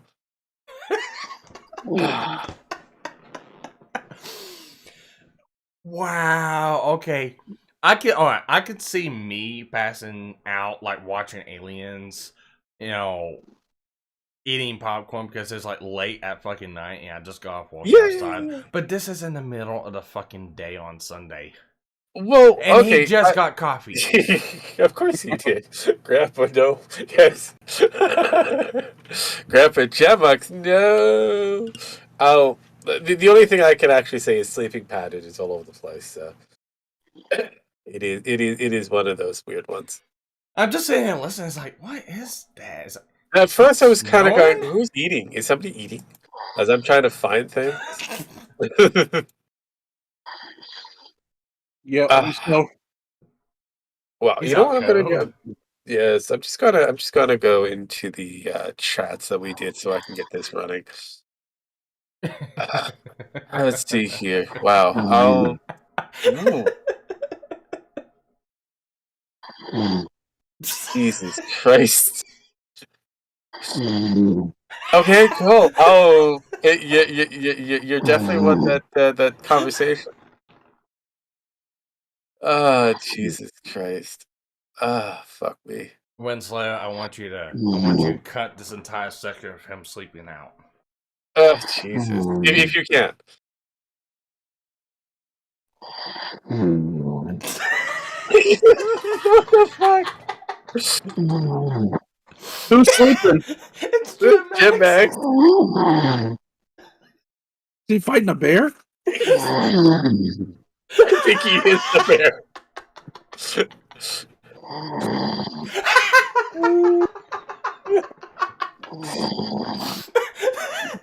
My suckers. Wait. Yeah, if Hold you, up. Is he Hi. asleep? Yes, Really? he is. Yes. Yes. Right now? Yes. Right now. Hey!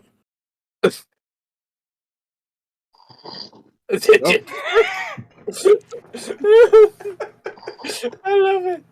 So Jesus who Christ. values their eardrums right now? I know how to put you on mute. Okay, so everyone, I'm gonna try and wake Jim Max up if you don't wanna use Just your eardrums. anybody Go who's ahead, go, listening, go. anybody who's listening to a headset, you might want to mute this right now. Oh yeah. You got 5 seconds to mute this bitch.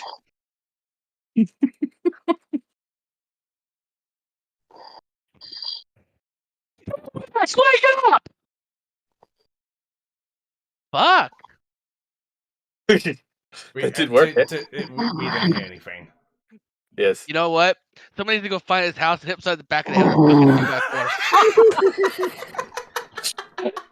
fucking 2x4. Wow. That's all I can think. Wow. And But he's getting louder. I love it. Zero Gold, Ben C is here, so you know that the feds are watching this stream. You know what? If they are, we're probably putting them to sleep like we did Jim Max. Yeah, no, right now, they're confused of what's happening. They're like, is there a bear being attacked? I don't know. I think they'd be wondering if someone's drowning or not. Yeah. Shit! God damn. I can see John. Well, the funny thing is, the only thing I can think of who would make a remake of this would be the one that's sleeping right now. Yeah. Hey, at least his camera's not on. True. That is true. So I can't really laugh too loud, but I can. No. Okay, look. Here's the difference. Jim Max just passed the fuck out. You passed out with the help of alcohol. There's a difference. Well, no, he's done it with a bowl of popcorn. You know this because we have a clip of it of aliens, and then the alien monster did a surprise entrance without even showing itself. You know, and to be fair, like I said, I was walking all day. It was Friday night. It was late at night, and I passed the fuck out. I get it, and the beautiful thing on my end, I was like, "What the fuck is that?" Then the giant alien voice came in. I'm like, "Oh wait!" And we were like, "Is Sparky asleep?" And we kind of got quiet there for a moment, and then you were still snoring. I'm like, "Yeah, he's asleep. I'll put him down. He's no longer there." And eventually, you disappeared. I don't know. I'm like, "Okay." He is out like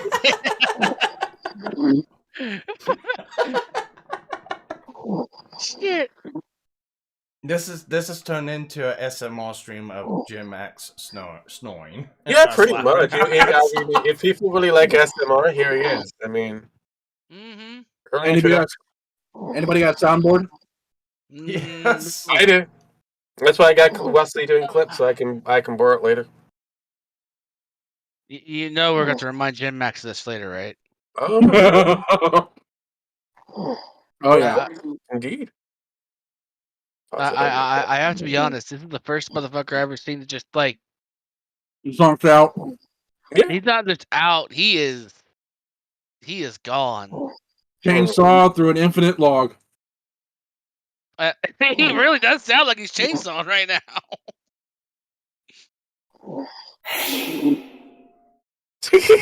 Oh God. That is the shit. If he does,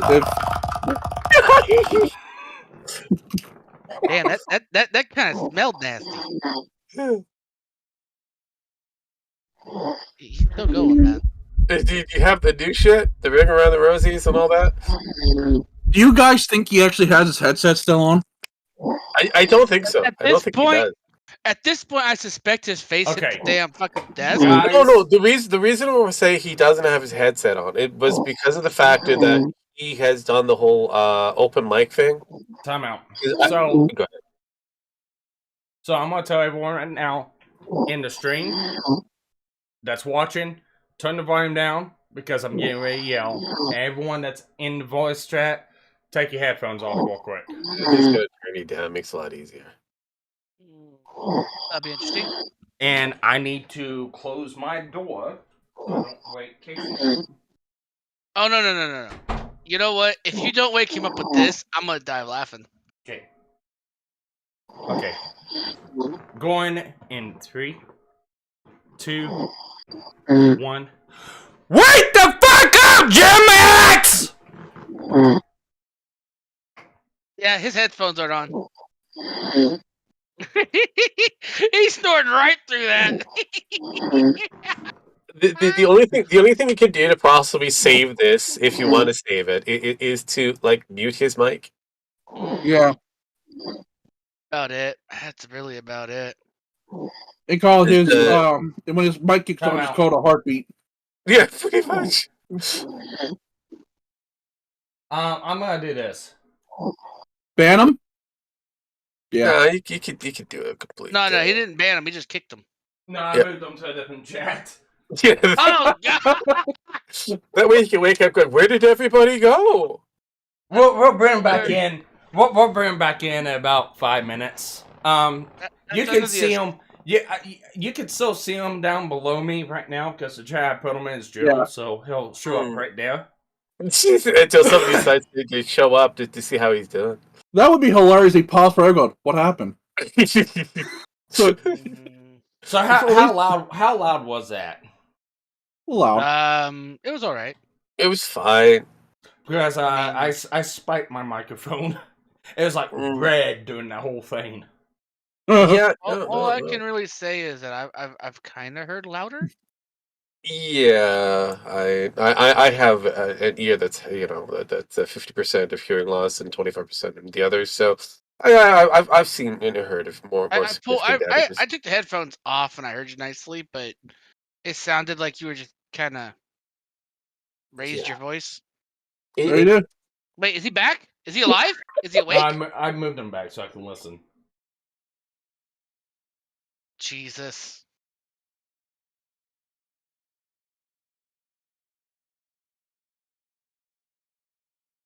Did he stop breathing? He got very quiet. I think he's No. dead. I think we need to do a check of the Gen Max. No. I think the missus may have caught a hold of him. Maybe. General can have him. General can have him. Anyways, you were. Let's get back to where we were. You were. Where were we before I was getting mentally sidetracked with the analytics? The analytics on STC Watch Club, see how it's doing and what you think. Well, from what I've been grabbing, like I said before, what I've been able to see, and been given the ability to see, I know a lot of oofs there. The most popular out of the set of we'll just say 4. You have 5 shows here, and they all have relatively about, say, 5 episodes each, give or take. It's kind of funny how Clockwork Planet and The Rise of the Shield Hero has a little bit more interest than the others. Yeah, we were expecting those two to. Oh, he's gone. Did he get voided? Did he get yeeted out of the universe? I think he voided it himself. I think he woke up and realized what the hell's going on. Yes. Or his significant other said, "Well, fuck the shit." Here's a good chance. There's probably 2 possibilities. One, he woke up for a brief second to realize that he's really asleep. Or 2, the missus heard me yell and went into the room to check on him. Yeah, most likely. But yeah, no. I'm not surprised how those 2 have more of a significant increase. Keep in mind the Plastic Memories is pretty low in watchability. And Violent Evergarden, even though it's fascinating, there is that large amount of tangent that could be kind of reduced down. But that's creative editing. That's where it comes back down to. As for Tanya, that will get better as you go further into it. But again, most of these people have already seen certain ones. So, Shield Hero, I believe, is relatively on the newer aspect of it, and Clockwork Planet is pretty much something that most people haven't really seen. Yeah. If anything, people will tune into Clockwork Planet just to see fucking KG rage the fuck out. No, and again, I can actually say that that's a lot more interesting. Just it seems like you have a better dynamic. You have at least two people there. Anything beyond two gets kind of out of place because I don't know. People just tend to certain people tend to hold the plate for too long. The talking stick. You have to learn to beat them up the side of the head and take the talking stick away from them. Yep, Why, like we just found out.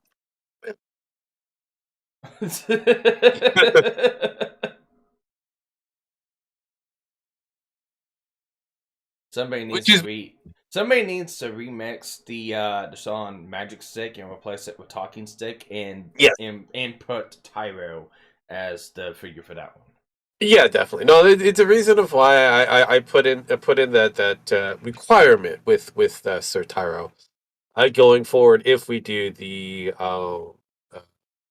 Apex Legends, fuck me, the League of Legends Anime. yeah, animation.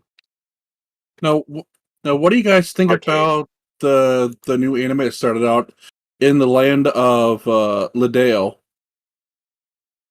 The new anime that came out. I know it's in Asaki, but So Yeah. it's a type of isekai. it's Interesting.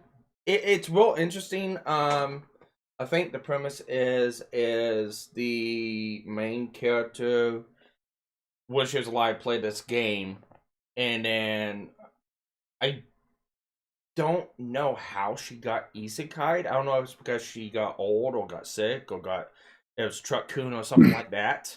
well, But then she gets reincarnated like 200 years later within that world in the game. let me explain it to you. But what happened is basically she is basically kind of like a vegetable in a hospital, and what she does is to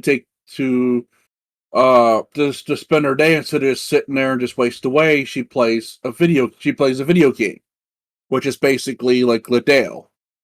And what happens is that I don't know if she was sleeping or it happened during the night. Well, her life support shuts down during a power outage.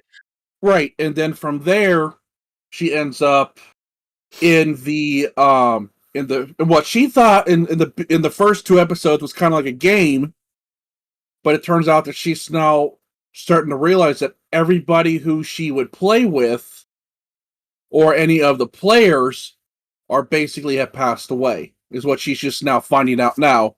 And now she's starting to realize that the three main characters, like her kids, she's starting to realize now that they're actually her real kids, and everybody, and even though that it's been and the kids have always thought that she would never leave the tower in the forest, and she's been there for 200 years, and that's where all of her kids up until now have thought, because they're all surprised that she all of a sudden just left the tower after 200 years. Yeah, And this is the series itself has a feel of hack. It's fine. It was better as a light novel, trying to make it into a fully function animation. I don't know. And there's a couple other animes that are coming out that are isekais that I've been following that are coming out this year. I'm not really too fond of isekais. I mean, some of them are good. Other ones, I think the idea is just way too overdone. It is. It needs one to of be those.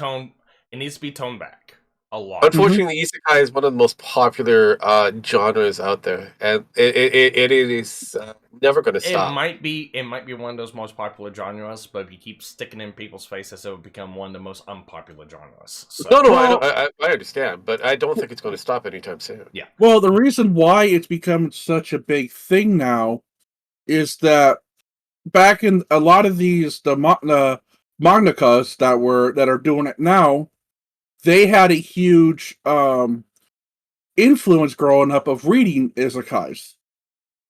So now that a lot of the reason why isekais are becoming more and more popular is because some of the isekais from the past are now starting to influence the mangakas now to create their own isekais.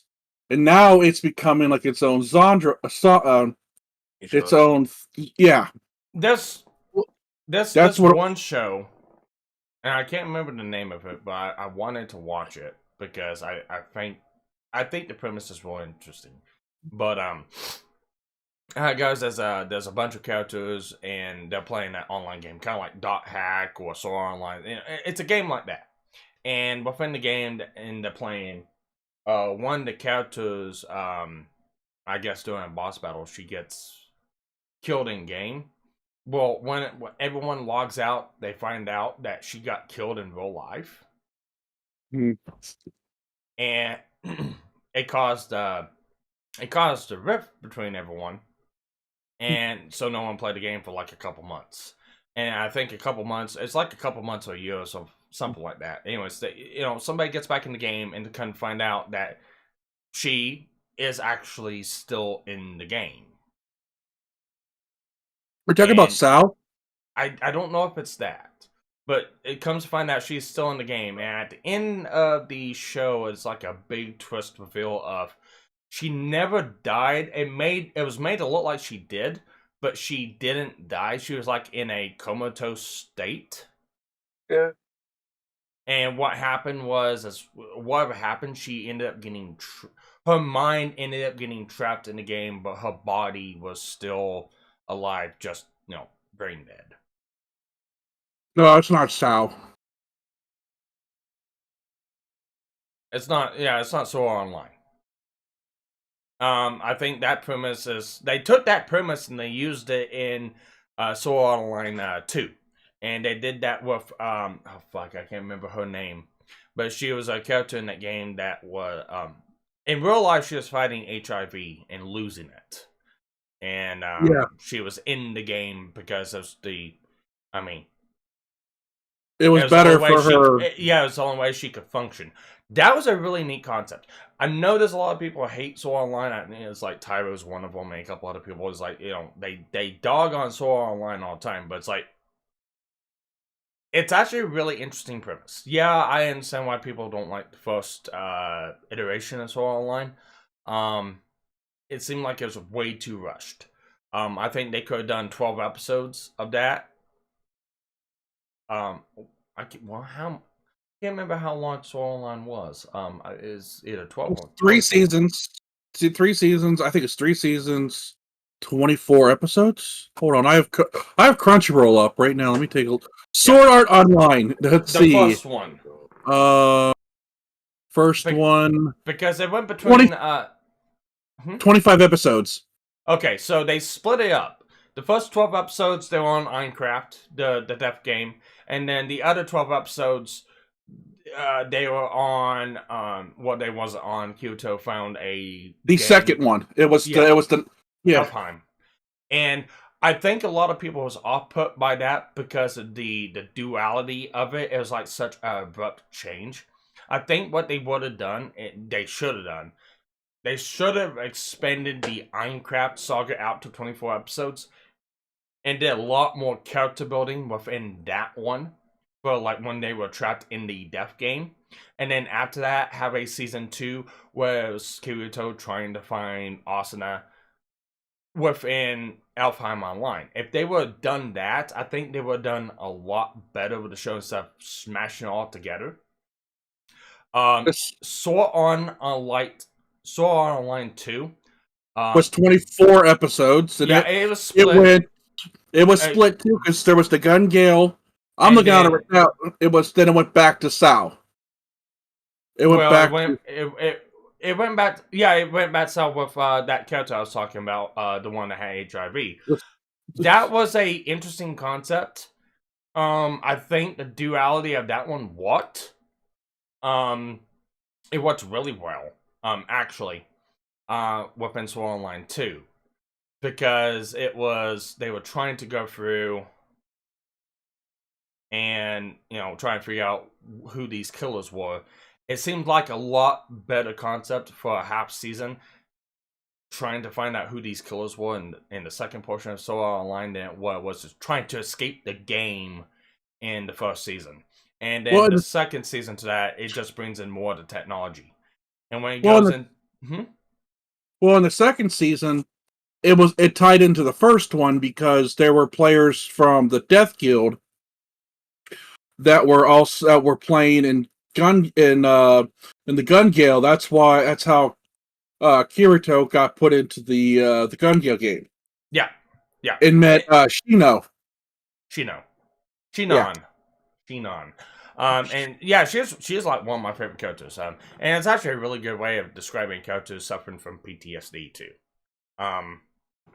They did a really good job with Shinon, and man, I really wish I could fucking remember her name, but the girl that was, had HIV.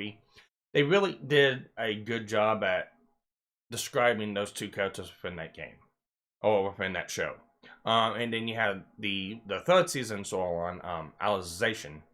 Yeah, that's that one suffers from the opposite. I think they could have cut back a lot because they listened to the fans of, hey, we wanted more story with the first season, and they did that for this one. But the problem was they didn't have a lot to work with to make an interesting story. Yeah. So it kind of fell on its face. If you would take the concepts of the first season of Sword Online and Sword Online Alicization and swap them, make Alicization a short iteration, and make the first season of Sword Online a long iteration, it will work out a lot better. Well, the only portion in Alicization where it got good is it went into War of the Underworld. And I'll say this much, all episodes for that one were pretty much spot on good. There was no lagging, there was no filler, it was all really good, coherent story. So War of the Underworld, the second season Alicization, was a lot better than first. Well, I think it would have done a lot better if they could have refreshed it with new players, with new characters, rather than bringing like Kirito and Asuna back into this. If they could have done it like a different, like Gun Gale Online. Yeah, if they could have done not like with Kirito, but create like a whole new main character, all that stuff, would have done a lot better. I like Kirito's character. I like the direction he's going with it. And I could see that the story arc that they're trying to bring in, for like one last battle between like Kirito and Kayaba. But it's got to be virtual Kirito and Kayaba versus real Kirito, Asuna, and Alice. That's where I see it going. Yeah. And I need to say this, hi Samaj, what's up? I blame Sparky's Tech Corner for the creation of dubstep. You are truly his story's greatest monster. I wish I could say I made dubstep. And hey, Jim Max popped back up. Let's see if he's still around. Are you still snoring? You still asleep, Jim Max? I don't know what's going on here. What do you mean? He's there, but he's not saying anything. Yeah, who knows? Unmute yourself. That's only if he isn't muted. Oh no, Samaj, if you go back, I think about 30-40 minutes, yeah, you will catch a very, very nice segment of Jim Max snoring away on the show. It was chainsawing logs. Yeah, deep chainsawing logs. Samaj, I have a whole history when it comes down to dubstep, so yeah, don't go there. Just to let you know. Leave Sparky out of this one because I can go on a pretty good tangent on that one. Maybe the two Canadians need to join together and talk about this. Samaj, you know where to come in to join in. Oh God, he's from Alberta. Don't do that. We have Eastern versus Western Canada. No, Like, no, with that. it's you. No, I'm the farthest west you can go in Canada, to a point of heading towards the Vancouver Island, which you can go a Oh. bit further than that. And he is right beside us in Alberta, so he is technically the East Coast, and I would be considered I the think West he's Coast. calling you fake, man. You can you can try that all you want, sir. Not happening. More fake news from as far But as I'm concerned. that's actually a series I started watching KG, and it seems like a good one. I don't know how. Oh, he's disappeared again. Okay. I got a question for you, Sparky. What? What do you think of the anime, The Slime Diaries? The offshoot of like that Atomic. I know what it is. I've only seen a couple episodes. I mean, they're interesting. It's like you get a peak perspective of somebody's point of view within the show, and it's like a short segment. They've done it beforehand in other shows. It's an interesting way of giving more content but without doing a full episode. I don't see a problem with it. And what did you think about Death March to the Parallel World Rhapsody? I've never seen it. Oh, it's a good manga, also good anime too. Well, all right. So right now, for retrospects, the shows I'm in the middle of doing watch clubs on right now is 86, second season of 86. We haven't started it yet, but we're going to soon. A certain scientific railgun. I think we've got 3 episodes left of season 1. Jobless Reincarnation, which we just got done with that a week or so ago. We're getting ready to start up Main and Best today. With me, Tyro, Atheist, and KG. We're finishing My Senpai is Annoying with me, Tyro, and Captain Hook. Me and KG started Sakugan. We got to episode 3, and Tyro threw a bitch fit because we started that one without him. So we're waiting for him to come in on that one. And then we kind of did the same thing with this one. It's like My Dress Up Darling. Me and KG started that one. We've only done 1 episode of it. We both really like it because the artwork seems really good. But again, we kind of got bitch fitted by Tyro because we started that series without him, and it's like, again, okay. So it's like, look, I understand you want to do some of these series too, but it's like you're relegated to like Wednesdays and Sundays. And it's like, I know I can't do anything else with you besides on those days. We've got full schedules. There's other shows I would like to watch with other people too that I can do on other days. It's like, if you can come into them, fine. If you can't, sorry. Have you watched the anime Broken Blade? No. Oh, it's good. The two series I'm actually looking forward right now to watching is actually My Dress Up Darling, and I know this one's been out for a while. I know it was like a manga a long time ago. It got turned into OVA a long time ago. But I know last year it came out as Horimiya. I've seen some clips of it, and I actually think I'm going to like that one a lot. Well, the thing is with Broken Blade is when it first came out many years ago, it was 6 one-hour episodes, and it's basically a guy who his father was in the military. The oldest son that he has turns out that he can't use any magic whatsoever. So the father resigns from the military, and they're just farmers. Well, his 2 friends, one of them turns out to be the prince, who then the female friend becomes the princess. They do a lot of archaeological finds, and they find this mech that could not move no matter what. And it's ancient. So they request him to come in. He gets into it. Of course, he cannot. As soon as he gets into it, it turns on, and it's like the mech that it's ancient, but it's still higher tech than everything else. His other friend, who is from a neighboring country, decides to attack them, so then he has to go out and he becomes a soldier, and it's a lot of good fighting and good storytelling. Well, Question storytelling. You have a lot of fighting. It's an average anime. I haven't heard of it. Doesn't mean I'm not going to like it. I'll look it up sometime. But it's like 3 shows that kind of caught my eye. Also, I'm not the one watching them. Captain Hook has been watching them.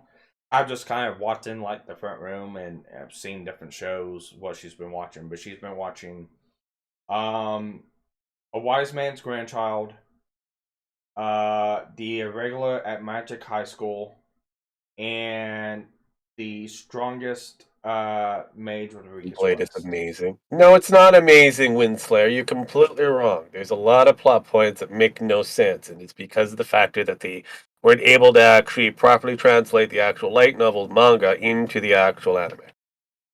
So there's a lot of story arcs that are kind of questionable. Is this on Crunchyroll, Broken Blade? Unfortunately, yes. No, it's not. I could look. Breakblade? I believe it is on Crunchyroll. Broken Blade? Broken Blade, no. It's originally it was 6 episodes that were an hour long. Then they went and made it to TV friendly, which then they took it from 6 to 12 episodes. And they made I'm looking at Crunchyroll. This is from Sentai? Yeah.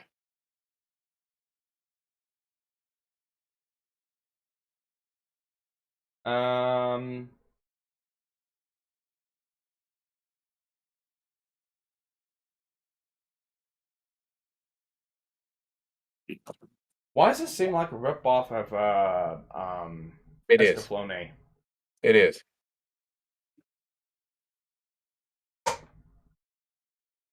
Escaflowne was good too. So was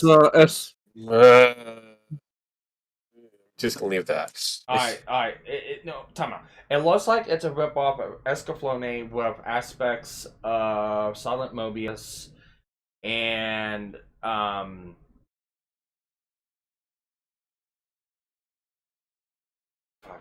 what was that? What else was it? Samurai 7. It looks like it's like a spin-off mashup of those series from what I've been seeing. Yeah. And good as it might look, it visually looks great. It's an interesting piece of work from Bandai, but honestly, looks on everything. Like I said, 86 looks really nice. 86 looks really good. I'm not gonna lie, the artwork, the style, the aesthetics, some of the battles, look really good. However, I tell you right now, me and KG tore that fucking series up one side and down the other. It was not pretty, and so much so that we were getting Tyro flustered and kind of PO'd at us because we were chewing it up so much. That's because the people like Tyro and that look for the glitz and glams of whatever particular show it is, and they're so amazed by the effects that is up there on the screen, they forget that there's supposed to be a fucking story. Yeah, well, and that's the thing that we were hammering about the whole thing is that there was no story. It's like, so you got these characters in here, the 86. They're supposed to be like the Jews back in Nazi Germany. And hey, Gil, sorry I didn't say hi before, but hi. But it's like, these 86 are supposed to be like the Jews back in Germany, World War II. And then the white-haired people, I can't remember the name of the fucking country now. But they're supposed to be like the Germans, and they're the ones enslaving them because they pretty much designated them not human because they wasn't like them. So it's okay. Right now, you got a World War II kind of knockoff aspect, it's how good. Nazi Knockoff, Germany yeah. was. It's like, okay, that's a really interesting aspect, especially in this during time of day. It's a really interesting aspect to go through and do that. However, it's a storytelling point of how you bring it up to it. It's like, okay, one, they hold the 86 in internment camps and force them to find weapons. Two, none of these people in this empire know how to fucking utilize fucking weapons. They don't even know fucking hand-to-hand combat. They do not fight. Yeah, they're smart. Yeah, they have technology. Yeah, they can... There's a lot of politics going on in it. However, they cannot defend themselves. They depend on the 86. How do they depend on the 86? They hold their families hostage. Okay. Here's the way it goes through in the fucking 86 minds. If they do not fight, their families will die. However, if they fight and they die, their families are gotta be put into their fucking place. So at the end of the day, you're facing a fucking battle of attrition. It doesn't matter if you fight or not fight, you and your family are going to die. At that point in time, that's where you rise up and you fight against the system. I don't care if they have some sort of special weapon. I don't care if they have. It's like so far away. It's like the way they fucking the 86 live their lives and how they just relegate themselves to, oh, we are going to die and we're not gonna do anything about it. It's such fucking bullshit. It reminds me of how people really love that stupid independent movie that was big, hot back. I think it's 2000s or whatever. District 9, and it was based around the apartheids and that, and the aliens, crashed in the middle of Africa, and they were treated like underdogs. Do you realize that only the aliens were able to use a lot of the machineries that were available there, and they could actually decimate an entire planet if they so wished to do so? Oh, but they were pacifists. They didn't want to do that. Bullshit. Yeah, it's like, look. You're forcing a group of people into slavery. You're forcing them to fight. You're giving them weapons, but yet they are not under lock and key. The only thing that you got to persuade them is you're holding their families hostage. And the aspect is they die, their families are taking your spot. At that point in time, you take the gamble and chance and go, okay, we've got to stop this so we do not become slaves no more. And we try to fight against it. Yes. Some of our loved ones might die because of this. However, if we do not do this and we get killed by the Legion, they are going to suffer a worse fate than being killed by them.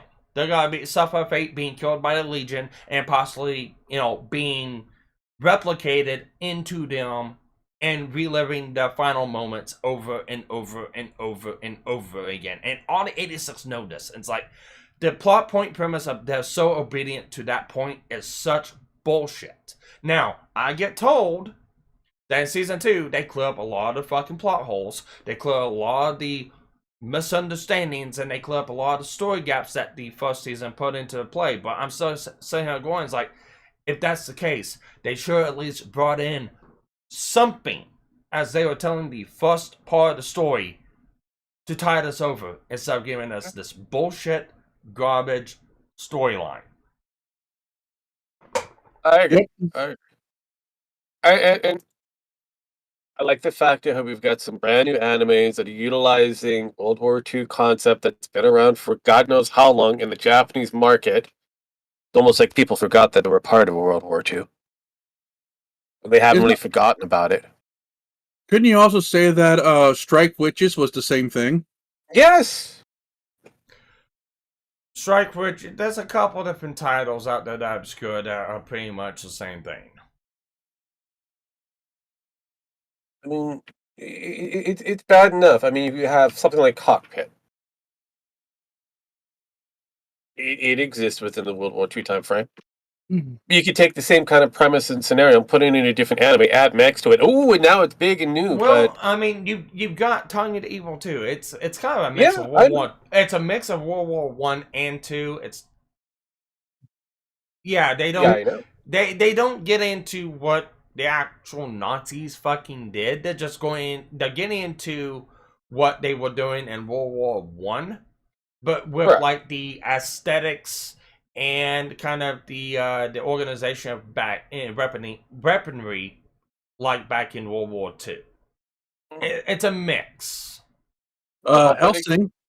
Yeah, Helsing, very much so. Yeah. Again, these have been an ongoing trope that's been in existence for generations. Nothing is coming. No, there's no brand new story or element that's coming out of it that's really new. It's just rinse and repeat, and just add one basic element that is considerably untouched at the moment. Because hey, the mech market is now increased, so now we've got to have more mech type animes. Mm-hmm.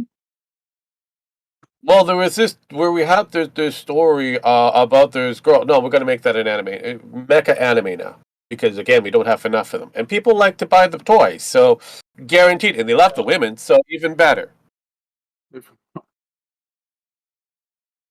Oh yeah, It gets kind of tiresome. I mean, it's really nice that you're looking at the average animation that's out there now, and a lot of it is appearing on Crunchyroll because realistically, they're just waiting to be finalized with Sony, because Sony does have them under lock and key now. Well, another show that is kind of symbolized, and they actually bring it up within the show that a lot of people don't talk about, is like Gundam. Gundam was an interpretation of how Nazi Germany was with Zeon and how the alliance was with the Earth forces, and it's an interesting concept. And it's like, well, we don't see it. It's like they don't enslave people like Jews and stuff like that. It's like, no, but they do perform mass genocide by killing and wiping out an entire population on a colony, and then dropping said colony on Sydney, Australia. So, was. Well, Ghost Six the same thing too, isn't that the same area? Yes, it is. Yes, it is. And it's a love story. Yeah, and again, it's an average story. It has violence, it might have profanity, but it's an average story. Yeah, and Iron Blooded Orphans kind of deals with the same aspect, because the Iron Blooded Orphans, the main characters, the human debris, they're the slaves, and they go for the same concept, but not entirely played through. It's the aspect of, it's like, I got, and it really pissed me off too. I got told like 86 is a newer version of what Iron Blooded Orphans were, and it's a lot better because the mechas look much shinier. And whenever I watch it, it's like after I got halfway through with 86, and it's like, whoever said this is like Iron Blooded Orphans needs to be hung, strangled, shot, and beat the living daylights beat out of them. Because fact, this is not like Iron Blooded Orphans. And I got asked, like, well, why do you say that? It's like, because when you put the kids in Iron Blooded Orphans in that same scenario, yeah, they knew when they rose up, they were going to lose a lot of their allies and possibly a lot of their families. But they were not going to be held down and forced as slaves anymore. That is the concept that show lacked. Yeah, and again, I'm not trying to take away from people's likes of certain animes. That it's just I personally wish there was something new on the market, and unfortunately, we're just getting the same rinse and repeat type thing, whether it be another form, another version of Soul Eaters, or Blue Out. What was it? Another mobile Gundam You suit. All right, I want something different. All right. I understand wanting something different, and I would too. However, I wouldn't mind, like certain IPs and certain genres, if it was done correctly. I'm gonna put that note out there too. If it is done correctly, I wouldn't mind seeing certain old shows that aired come back, reinvigorated with new graphics, better story, some loopholes wrote out of it, and maybe some better voice acting and character developments. Some of the shows will include... Code Geass comes to my mind already. Well, yeah. a couple shows, that come to my mind would be like Outlaw Store. Yeah. Gundam. Yeah, that'd be nice.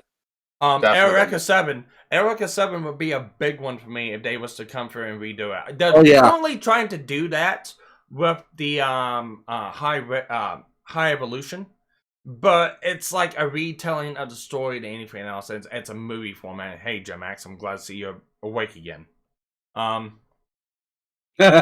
Maybe. Is he though? Yeah, but anyways, it's like it's a retelling of the story, but there's a lot of fucking plot holes and loopholes within Eureka 7 that just kind of make the whole show fall apart. They try explaining it away in Eureka 7 AO, which just made it worse.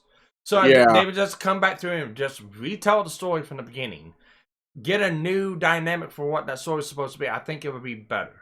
No, at the end of the day, I know one. Hang on, I know one anime that Wesley would love to have it come back on air one day. I know it was around the 2000s when he was a youngling. Inuyasha. Ooh. I think they did. I think technically Inuyasha it's the cult. Still around. it's how could it come around when it hasn't gone away? Yeah, it has not gone away. It's still being gone on. Okay, they finally. All right, spoilers. If you are a fan of Inuyasha and you have not currently watched either the first season or the second season of Hinyoanoi, the second one. The second Inuyasha, it's covering Shishomaru's and Inuyasha's daughters. Kagome. If you have not watched the first or second seasons, spoiler alert right now. But anyways, Inuyasha and Kagome has come back, figured out what happened to them. They got entrapped in the Black Pearl. Basically, they got entrapped in the tomb of Inuyasha's dad. And unfortunately, time goes by a lot differently there than what it does in actuality. I think 1 year there is like 10 years in the actual world. It's like there's a time dilation. So they're back. There's a heartfelt, touching reunion. I mean, I think you could redo Inuyasha, and you can make it better by taking out a lot of the filler. There's a lot of story aspects that's not needed. I feel the same thing with like Naruto Shippuden. I really think Naruto Shippuden, you could have knocked it down to 200 episodes and been done with it. Yeah. For me, I would love to see a like them redo Angel Beats, because there's a lot of like missing stuff there, and I heard they were rushed to make that. The other one I would love to see would be a classic would be like Big O. Big O would be good because the manga goes through like a different aspect of what the actual anime did. I know this one portion of the manga I really wish was in the anime. I know about continuity. I know about it's a different form of walk. I'm just saying it would have been nice to see in the anime. There's a part where Beck finds a I can't remember the name of the big, but it's like more powerful than Big O. No, it's the final big. Oh, okay, I see what you're talking about. Yeah, the final boss. It's more powerful than that one, and it's actually much bigger too. But he ends up getting killed by this thing after he finds it. Oh, okay. There's a more of an in-depth story with the manga than what the anime had. I understand time constraints. It was meant to be just kind of like selling merchandise and stuff like that. That's kind of what Big O was. But if they was to actually go back through and retell that story and actually be a little bit more coherent with it, it would have been a lot better. Because I'm sorry, the first part of Big O was really good. The second part where they try to explain what happens, if you can accept the fact that the entire thing was a stage show and a stage play at the end of the show, okay then. But I think there's a lot of people that don't want that. I think for me, I think if they could do it better, would be Black Lagoon. kind of maybe hard add to go on to better it. than what you already have, No, especially no. with the They don't need to story that redo. we're going for. They don't. Well, I need mean, like add on to it. They don't need to Well, redo Black expand Lagoon. on it, They yes. need to add on to it. That's Yes, what they need to that's what I'm expand getting on it. at. They need to like for example, my personal favorite was Case Closed, Detective Conan. They need more of that style going forward. I would like to see more of an episodic where the cases aren't wrapped up very quickly from episode to episode. I'd like to have something that's kind of a bit more lengthened in time. Well, So maybe it takes 3 episodes to complete an entire case. You have a little bit more of a little bit of filler, just to go into it a bit more. Well, and it's like with this, it's like, and I'll bring back like Outlaw Saw for this. Outlaw Saw, they have like a really conclusionary ending. Is kind Very of much so, open. yes. It was an open-ended ending. Unlike like Outlaw Saw and Cowboy Bebop get lumped together most of the time, and it should and it shouldn't, because a lot of people want more Cowboy Bebop and stuff like that. It's like, look, Cowboy Bebop ended. That was a perfect ending. Cowboy Bebop. It does not need to come back. It does not need to be redone, and there does not need to be any more episodes. Now, if they wanted to do like a prequel of like when Spike was in the Syndicate and stuff like that, I guess they could. But that would destroy. I would prefer. Well, I would prefer, instead of a prequel, something like a sequel, leaving yourself within that universe and following a new ragtag of outlaws. Well, yeah, that's I was the same way with like Expelled from Paradise. It's like, I like to see more aspects within the universe. It could follow the two main characters, the girl from Eden, and then the I can't remember the fucking names to save my fucking lives, but the two main characters within that show. Yeah, they could follow them, or it could go through a different path and do something else within that world. It's an interesting world. There's a lot that can be done with it. But it's like with Cowboy Bebop, like I was saying, it's like they could add on to it, like with a different set of bounty hunters within that same world. They could do a prequel, but I actually think a prequel would hurt the show. It would. That's why I say going for a sequel would be a lot more better to go forward, because now you can go a few years ahead. Let me explain my purpose of that. What brings the true awe and beauty to Cowboy Bebop? It's the mysteries behind Spike and the Syndicate. That's actually what kind of brings true for Cowboy Bebop. And to explain that away would take away from the nostalgia and the mystery of what the show brought. What do you think about for Gil here, who believes that Cowboy Bebop sucks and has very difficult time trying to watch that show? It's like trying to listen to jazz. The moment you can get around that, it's the moment you can fully understand and appreciate what Cowboy Bebop is. Unfortunately, that's the same thing that happened for the Netflix interpretation of it. They failed to realize that it is a jazz piece. Each member within the team, though it is running on their own separate beat, collectively makes a very unique rendition. So you've got to have all these different harmonics coming in, but each person is running on a different phase and innuendos and all that kind of stuff. Because if you look at Spike, he is a person who doesn't change for the most part. He's always looking for the most quickest answer to a certain point, but nothing really. Because if you look at it, his style of detective. He's on the chase for the most part, but he stumbles into a lot of the situations. Yeah, and he's very nonchalant about certain things. He's very nonchalant about a certain scenario in that, and because of his skills, as maybe a member of the syndicate or dealing with a syndicate, he is able to get out of that pretty much unscathed to some degree, but not always.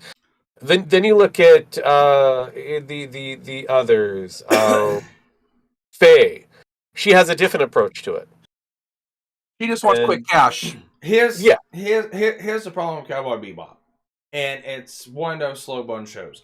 You can't truly enjoy it until literally And this is what Netflix fucked up at. You can't enjoy the show until like after episode 10 or 11. Well, once you get to the Ed introduction, then it becomes a new storyline. Yes. Because those first few chapters of the creation of the team, of the Bebop team, the crew, the moment you get Ed, the final piece of that puzzle, then a whole new story is presented to you, and then from there it becomes a unique piece going forward. And each episode is a unique piece. Yeah, it's like with Toradora. It's like, and this is one of the things that Tyro discovered, and everyone I've watched that show with has discovered later on. Is like, yeah, starting off with Toradora is kind of a drag until you get to like episode 5. And it's a drag because the show is like going all over in every which direction because it doesn't have a focus yet. It doesn't get its focus until it gets its final character within that show, Ami. And Ami is pretty much the set piece that kind of drives all the characters down the paths that they're going to be going down towards. And unfortunately, there's some stories that are like that. They don't get the reins to actually take off until all the characters, all the pieces are collected and they can go forward from there. That's the reason why it's structured that way, because it's supposed to be semblance and reminiscence of trying to find your way. And it's not until that point you find a way. Now, it can be off-putting for a lot of people because you gotta sit down and you gotta watch this as it's going through to that point. And for most people, it turns them off before they can get to that point. But if you can sit down and watch for it until then, it becomes a different show. Yes. I would agree. I would say for anybody who probably would want to get just a glimpse of what you can expect out of the Cowboy Bebop, and remember, you can actually watch a lot of it. Watch clips of Ed. No, that. But you can basically the series itself. You can watch out of content. You don't need to know exactly because the cast members describe themselves pretty easy in every episode that you're going forward. You know exactly what that character is motivated in every episode. So you can go directly to Jupiter Jazz, and you'll get some of the actual beat of what the entire show is mostly about. Very quickly, very easy. Yeah. Now let me redirect back to what I was trying to get to with like Outlaw Story. Outlaw Story is a unique story, and to my recollection of the story and watching it, I really don't think there's really a lot that needs. If they was to reboot it, it would be nice to see a new art style done to it. Maybe some better ship designs and stuff like that. Actual like 3D rendering of the ships and just a little bit more polish and fine tuning on the aspects on the show. That's about all I would say that the show would need if it was to be rebooted. There's a lot of things that they could do. They could explain the Tau Priests a lot better. They could explain the ley line a little bit better. They could explain the XGP, the ship, a lot better. And origins behind it. There's a lot of stuff that's left kind of open-ended that we do not know about. Like they could open the door on and actually explain a little bit better. And then after that, continue on with that and actually go forth. Because the entire premise of the show is finding the galactic ley line. Finding the galactic ley line. And that's not how the show starts out with, but that's... No, but it ends up that's Malfina's journey. That's what the ship, the XGP, was made for. And now, okay, they've completed what the ship is made for. Now get on to what Gene Starwin wants to do. Be a pirate, be an outlaw, and stuff like that. And how shows kind of continue on tack on from that one. Yeah, no, I get it. And that's the problem with trying to bring up new ideas for old shows. People, especially within the industry that we have currently, with the lineup of writers and that, which are lackluster, they have no creativity. They're not willing to listen to the original artist, the creator, and try to bring in what was the past and try to bring it up to what is current. Now, hang and on. meld the two together. Yeah. Zero Go says FYI, Outlaw Saw is part of a bigger franchise.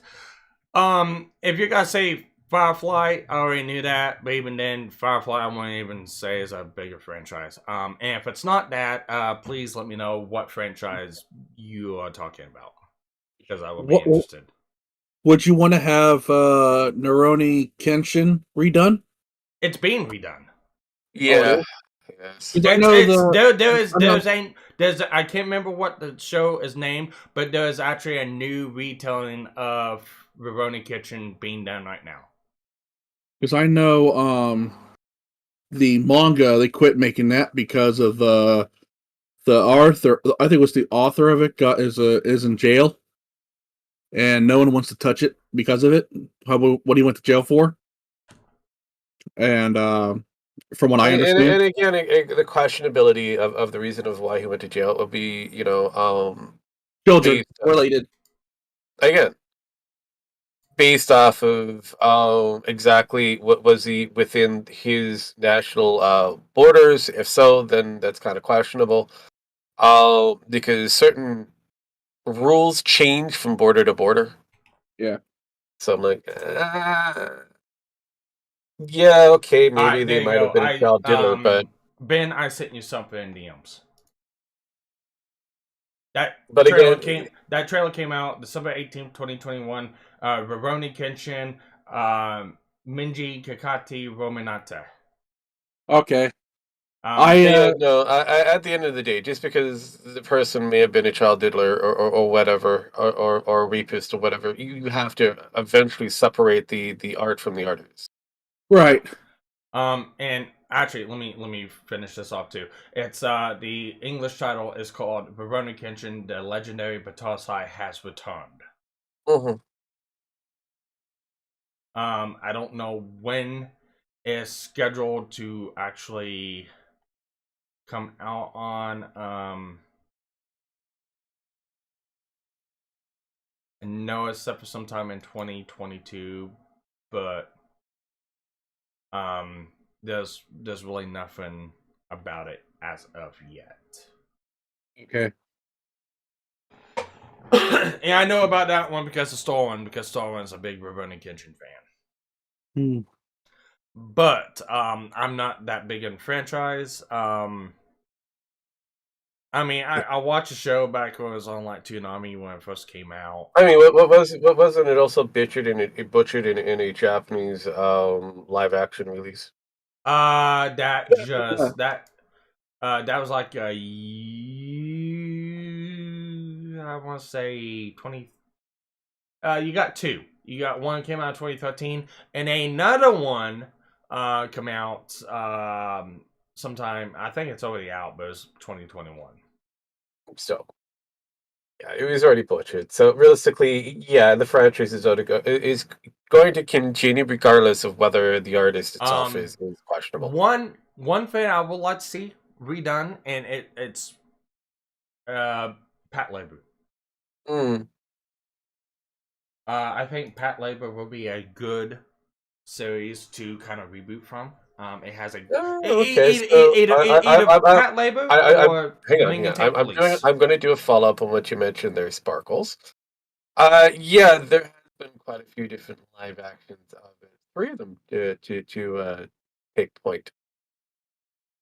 3. The last one came out in 2021. Yeah. So yeah, that's the crux of it. That franchise is not going to go anywhere. Yeah. But yeah, Pat Labor and or Dominion Tank Police. I think those will be 2 series. I think they should get a reboot. They were good standalone series. Pat Labor. A lot of people remember Pat Labor for the movies. Yeah. However, in Japan, the movies were meant to be watched after the audience has watched the OVAs, the first OVA series of Pat Labor. That's the way it was meant to be watched. You can watch it as a standalone movie, but you won't get a lot of like the tones being dropped, the how some of the people are acting and how they act and why they act, it's not explained in the movie, but it's explained in the first OVA. Yeah, well, if I have to go through a whole process of going through other different medias in order to catch up, No, and I it understand that. becomes a turnoff for some audience members, and that's where. Well, time out. The movie was meant to be a No, addition to the it's the OVAs. it's the same argument I would give for the sequels for any of the sequel projects for Star Wars. If we have to go and look at other materials in order to follow an actual base of a movie, then you've already done it wrong. Because again, you have to look at your core audience, right? And what your core audience is going to be. Unfortunately, if you're going to tap into the normie market, and that's what most people want to tap Well, into, you're going to have a standalone movie to explain everything. well, time out. You can't say that about this. Because for Japan, that's exactly how this was. People who That's watch the Japan. movie, They focused on their market. and I understand that's how anime is supposed to be, anyways. However, it comes down to in US, it came down to licensing issues, and unfortunately, they couldn't get the OVA at the time, but they could get the movies. So that's a licensing problem at the end of the day. Then, Well, you have to realize too is that now Japan's starting to realize that the West loves the anime, and they're starting to look into like the sales and stuff over here. In the past, Japan never really cared about what the West thought of like anime. Yeah, and they're starting to do that again. Oh, really? Yes, they're starting to do exactly the same thing as they did past right now. I mean, case in point, the new Netflix live action of Ultraman will not care about whatever the American thought process is. They're focusing on their market, which is the Japanese market. If it succeeds on Netflix on a Western area, great. If it doesn't, too bad. We weren't going for them anyways. Yeah. And that's where the market should be focusing on. Yeah, I think that's the biggest thing right there. Japan is not realizing it's the Western market. The Western market is going to show up because the Western market likes something that's new and fresh that they haven't seen before. That's not focused on them. And that's why do you think anime, manga, and that have become very popular? Because of the factor that it doesn't follow the same social narratives that we have here. True. Follows something completely different. So it takes it's a fantasy world in our mind, even though it's real life for them in some degree, following some degree of actual plot points that exist in their culture. Doesn't in ours, and we love it because it's fresh. It takes us away from our reality. Mm-hmm. It's a lot better to read than comics. Yes, escapism is what we want, what we desire, and not having a social narrative constantly browbeaten to us. And here's on that same narrative what I was talking about with like Pat Labor, the Being a Tank Police, that's kind of like a real obscure series. It is. And it's obscure because so the first Dominion Tank Police was a 2-part OVA. It was all over the place and it was weird, but it was unique. It followed the basis of a manga. And then afterwards, they went with New Dominion Tank Police, which kind of went a little bit differently in what the manga was doing, but it was a 6-part OVA. It was fun. It was unique. It was just something that Japan was doing back at the time, back in the 80s and 90s. They didn't have a full form factor of what they did with shows. Most shows that came out were OVAs. So, I mean, it's real unique. However, I think if they were to redo Tank Police in aspects of how the manga went, and I think the manga went on for like 80-some volumes. I can't remember how many volumes. For quite some time. But it was a really interesting take, and it was a really interesting world. If they was to go through and take that aspect back and make a new one based on the manga, I think it really would hit now, especially with some aspects that Tank Police dealt with. Because like one of the obscure factors that's within the world that everyone looked at, back, 10, 20 years ago, as, oh, nah, this won't happen, was, there was a bacterial cloud covering the water. It was post-apocalyptic almost. The half of the planet was covered with like a deadly toxin. And you had to go out masks. It was all that other good stuff, but it's like one of those realities of, nah, this won't happen. This is totally, fully 100% fictional. Now in 2022, it's real. yeah, it's like, okay, but again, that's for somebody who's had the ability to tell a story, not being beholden to a narrative that a certain minority group wants to push out there because they believe that is the focal point on their sales pitch. Getting back to Zero Golds here, the problem is the left are making Japan think that they're speaking for everybody in the West. Now the real problem is the Japanese are not paying attention to the Western market to a point. They actually put out the material to be not really purchased, but they give up a certain degree of the rights to it in order to be produced for the West. So you get like a franchising share control up to a certain point. Now the Japanese are looking at the market, especially the open market, for foreign materials. For example, Squid Game, that came out not that long ago, which is one of the most popular Netflix shows out there. And it holds no punches on its own narratives when it comes down to their political motivations. And yeah, the left is trying to make it that capitalism is bad. Well, again, no brainer there, because if you go to Korea, the most highly capitalistic countries out of all of the global world, more so than the United States, yeah, you can say that their capitalism is bad. They've gone so far extreme to a point where you couldn't survive if your life depended on it. But for the amount of hours played, the Japanese are looking at that at a different market share, and they kind of go, we want that. We want 165 billion hours of streaming time. That's money in our pocket. We're not going to give it up to somebody who doesn't understand, anything, and is only having a net return of maybe a couple hours. That's a waste of our time and money. Yeah. Now, when it comes down to it, I would say you're wrong on that. Problem is that the leftists are making Japan think that they're speaking for everyone else. Actually, I think it's actually quite the opposite. Because if you look at some of the shows that do come out, Jobless Reincarnation, yeah, no, that It definitely no. That got a lot of leftist hate. Uzaki-chan got another season.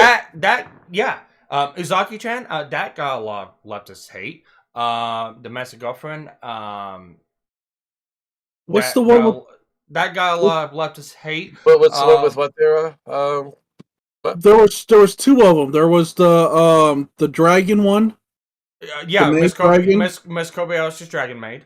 Because they came out with the new season with that stubby girl with the short girl with the big chest. Yeah, and then there's Demon Slayer. Yeah, which became a laughing stock on Twitter because the Japanese defender, the big busted girl, that's stocky, and the outspoken feminists, I'll put that in air quotes, were pissed off that they couldn't, get a word edgewise in the entire conversation. But it had a lot of hit pieces on the Western, on the left media for whatever reason, especially for the small tier ones that are more of the feminist leaning ones, and they got ragged on over time to a point where no one remembers what happened. And that was only a few years ago. Video Healer is a big one. Yes, a few years ago. That one and another one and one more. Interspecies Reviewer. Yeah, Interspecies Reviewer. You got those. So you got titles like that coming out, and Japan are not giving a flying fuck of what the Westerners think. Actually, it's quite the contrary. To tell them shut the fuck up, sit down. The only time you guys see that issue spark up Zergo, is when you get like the licensing companies like Funimation of America, where they redub Dragon Maid and they change certain things to correlate to certain political ideas. Yeah, which But pisses that's not off Japan. which pisses off that market, especially because the Japanese are looking at it from a different perspective. They're kind of going, "You just redid it in a completely different story arc, and now you've created a brand new anime that has nothing to do with the origin of what we have here." Yeah. So now they're going into their own market, creating their own streaming services or their own streaming supply in order to bring it over to the Western. Going, this is what we want. We have our own Western vocal artists who can translate properly what we're trying to say in English without having the social justice narrative. We're getting there. Yeah. It's just the problem that certain governments are getting involved with it, and certain high power, talking heads that are lefties don't want it to happen because it will take away from their market. Yeah, Funimation and 4Kids are two. Funimation, 4Kids, and Toei. They're three of the biggest licensors that take Japanese content and make it for the rest. There are to blame for what you're trying to get at, Zergo. It's not Japan. It's not Japan. It's the licensors are being transferred from there to here and then being remade to retell a story that is quite different from what was actually made because, reasons. Yeah. So you can't throw that one off, and you can't blame that on Japan culture. They could care less of what the fucking lefties think. No, because the big fives are doing their own thing, and Sony, who's pretty much bought up all westernized, or say Americanized anime companies for the most part, a distribution portion of it, anyways. They're retooling those animes again to fit the current narrative, because again, they have proven that they're a business about money. Case in point, Spider-Man, No Way Home. Who is that production for? Not the greatest of all movies. It focused on again a lot of member berries aspect of it, nostalgia bait for the longest of it. But who ended up fronting that bill? Oh yeah, Disney fronted the bill, but who wrote it? Oh, Sony. Sony did all that. It's all Sony. Sony Entertainment. It gets all the reaping and rewards of it, and they stayed away from a lot of these social justice narratives that was very popular within the Disney crowd. I thought they're still doing it at Disney. Disney has so Marvel Disney does not have whole control over Spider-Man. Oh, they can produce it. They only get about 25% of the cut, if they're lucky. Okay. Yeah. You know who made all that money for No Way Home? Those billions of dollars that it's raking in? Marvel? Is not Disney. Yeah, no, not Disney. Sony. Oh, Sony. Okay. Because of IP Sony owns lock, stock, and barrel when Marvel was going bankrupt because of their stupid ideas. So they decided to sell the rights away for their comic book characters. Sony came in going, I want Spider-Man. They own the marketing aspect of Spider-Man. So anything that goes up on physical film, they own everything Spider-Man. And if you want an example of how this is, watch the ending of Deadpool 2. He pretty much puts it to retrospect. Yep, he does. So if there's a Spider-Man related character that exists in the Spider-Man world, so that means all of his rogues gallery that shows up somewhere, that's money in Sony's pocket on film. Merchandise they don't care about. The filming rights, that's big. So they can destroy the merchandise rights to Spider-Man by making a bad movie. Yeah. That's control. So they walked away with pretty close to $1 billion. So now they can make whatever the new Spider-Man related projects going forward. So that Venomverse that showed up briefly in No Way Home, which is a Marvel produced movie, It's actually canon now in Marvel's universe. Oh, even all the old Spider-Man movies are coming back. They've been talking to Tobey Maguire and Andrew Garfield to reprise their characters in upcoming films. Oh God. Marvel produced films, by the way. Oh, so they may be good then. So there we go.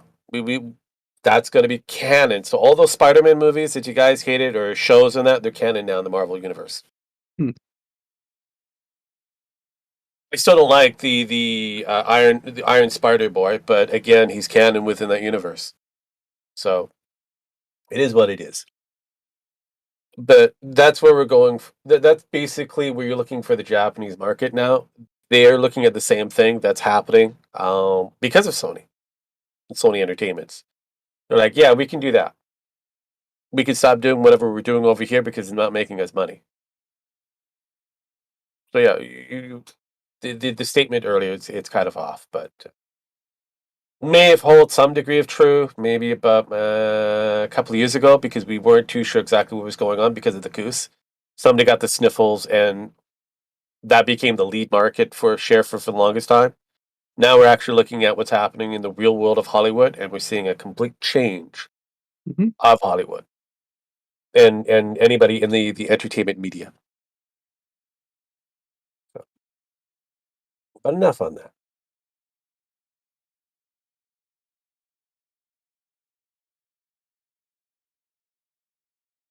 Okay. So with that, I think we've been going on for about 2 hours and 52 minutes. I think it's time to go ahead and just end this out. Unless there's a sleepy Jim Max who wants to come back in to snore. No, he's been gone for a while. That's all I can say. Yeah. He's attempted to come in a few times, and I think he's probably dozed off in the process of it. So I mean, yeah, he's like, I might go back in and get hits in. Definitely. Okay. Oh, jeez. With that being said, for everyone watching who's still watching or whatever comes back in, watch this later, who knows. Please remember to like and subscribe to the channel, hit the bell notification, like button. Check out STC Watch Club. We do have 5 episodes showing a week. They range from Shield Hero, Tanya the Evil, Plastic Memories, Clockwork Planet, and Violet Evergarden. So that's season 1, and that format will be continuing on until sometime in the middle of next year. Content still being made. So yeah. Yeah, no, I'm still editing. Yes, yeah. Get back to work, my little editing boy. Yeah. Yes, Massa. Stop beating me, Massa. Okay, Massa. I'm going right to it, Massa. Did you want me to do the song, Massa? Yes, Master. I finished it, Master. No. Rogue's doing a superbly good job, and I'm glad I hired him in. So that ain't my Master. That ain't my snoring. No, Master, that's not my snoring. Yeah, I'm surprised he can get through some of them, especially with like Tyro. I'm surprised. Yeah, trust me, Tyro. Tyro causes me to have slight aneurysm. I want to yell at him, going, "No, you got this wrong," and then I kind of go, "Wait, he's recorded. Stop." What are you talking about? Oh wait, he can't hear me.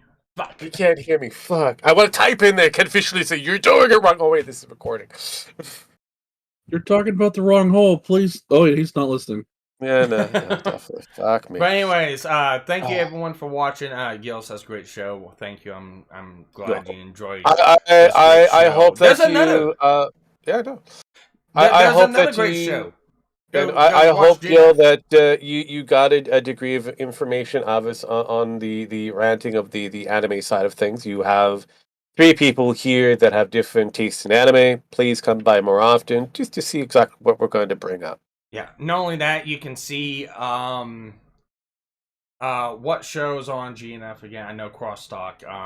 The one with Q Nemo's. We have 2 shows at the bar. We have GNF Crosstalk, and I do have GNF patch notes that happens. on the Monday, Wednesdays, and Fridays, as well as whatever we fill in that I want to throw in. Sometimes we do some gaming. Sometimes I'll do on Saturday 12 hours of classic animations coming from the 60s going all the way up to about the mid 90s.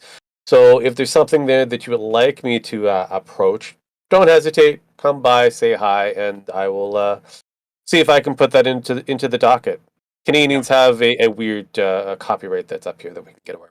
Yeah, you can follow the links in my Discord, GNF. Oh well, Rogues Retro, I believe, both on Twitch both and on YouTube, on and YouTube. Twitch and YouTube. Yeah. So Yeah. that's where you can go find that content at. Pin Which- was supposed to be here today. She wasn't here. Yeah, she opted to play Final Fantasy because she has to whore herself out. But yeah, on the Twitch side, you'll have the 12-hour show. Basically, what I'm doing currently, everything will be live on Twitch to be later brought over to the YouTube side outside of the 12-hour show. With no dead air. Yes. No dead air. None. So there you go. That's his nickname. No dead air road. I am not doing the Tonka Saw thing. I'm not going to force you to listen to 4 hours of dead air if need be. That's his main purpose of editing is editing out Yes. all the dead air. So, I want I want it to flow nicely so that you can. There's a bit of a breath, but not that's this length of time of what the fuck is happening. Unless sometimes unless it gets it's a little Max too snoring. zealous. Yeah, Yes, sometimes unless it gets a. Go ahead, finish. Go, just go. I was gonna say you get a little too zealous sometimes because it makes it sound like that nobody takes a breath. True, I do. I've listened to that, and I kind of. You're right. I'm gonna have to change it slightly, but still, I like the factor that it just rushes through. So instead of having hours of information, you can get it, down to 45 minutes or less. Yeah. So with that, Ben, I'm pretty sure you're not doing nothing besides just driving a truck. No, actually, no. I'm at home right now. Well, I'm talking about content rise. Oh yeah, I'm driving around. No, he's the only content he has is boob physics. What he needs to do is he needs to get a live streaming cam and put it up in his truck and just live stream himself driving a truck. There you go. I don't want to be. I don't want people to swat me when I'm on the road. That's why you record it and then upload it later. Oh, I could. Yeah. Because people have a fond of watching people drive for some reason. Yeah, trust me. You might get Megon as a subscriber because he loves to play truck driving simulators. So you might And he get also a likes fan in fishing. Omegon. Yes, he also likes fishing. So yes, he always likes to get something different. Boring but fun to watch. You want to know something I just found out? Ethan Ralph is in. He's out of the country. He's in Portugal. I'm not surprised on I that wonder one. why. Well, he claims he's with a girlfriend or fiance or something. You know what? If he wants to be good, how long that's going to last? Very questionable. I can grant that he's decided to find another hot, lovely lady to spend some quality time with his gunk ass, and maybe this will be the one. Apparently, he's got one pregnant. Again, maybe this is the one, but we'll have to wait and see. Yeah. So Yeah. with that, we're cutting out here. Take care of everyone. Mm-hmm. Geophysics. Jiggle physics.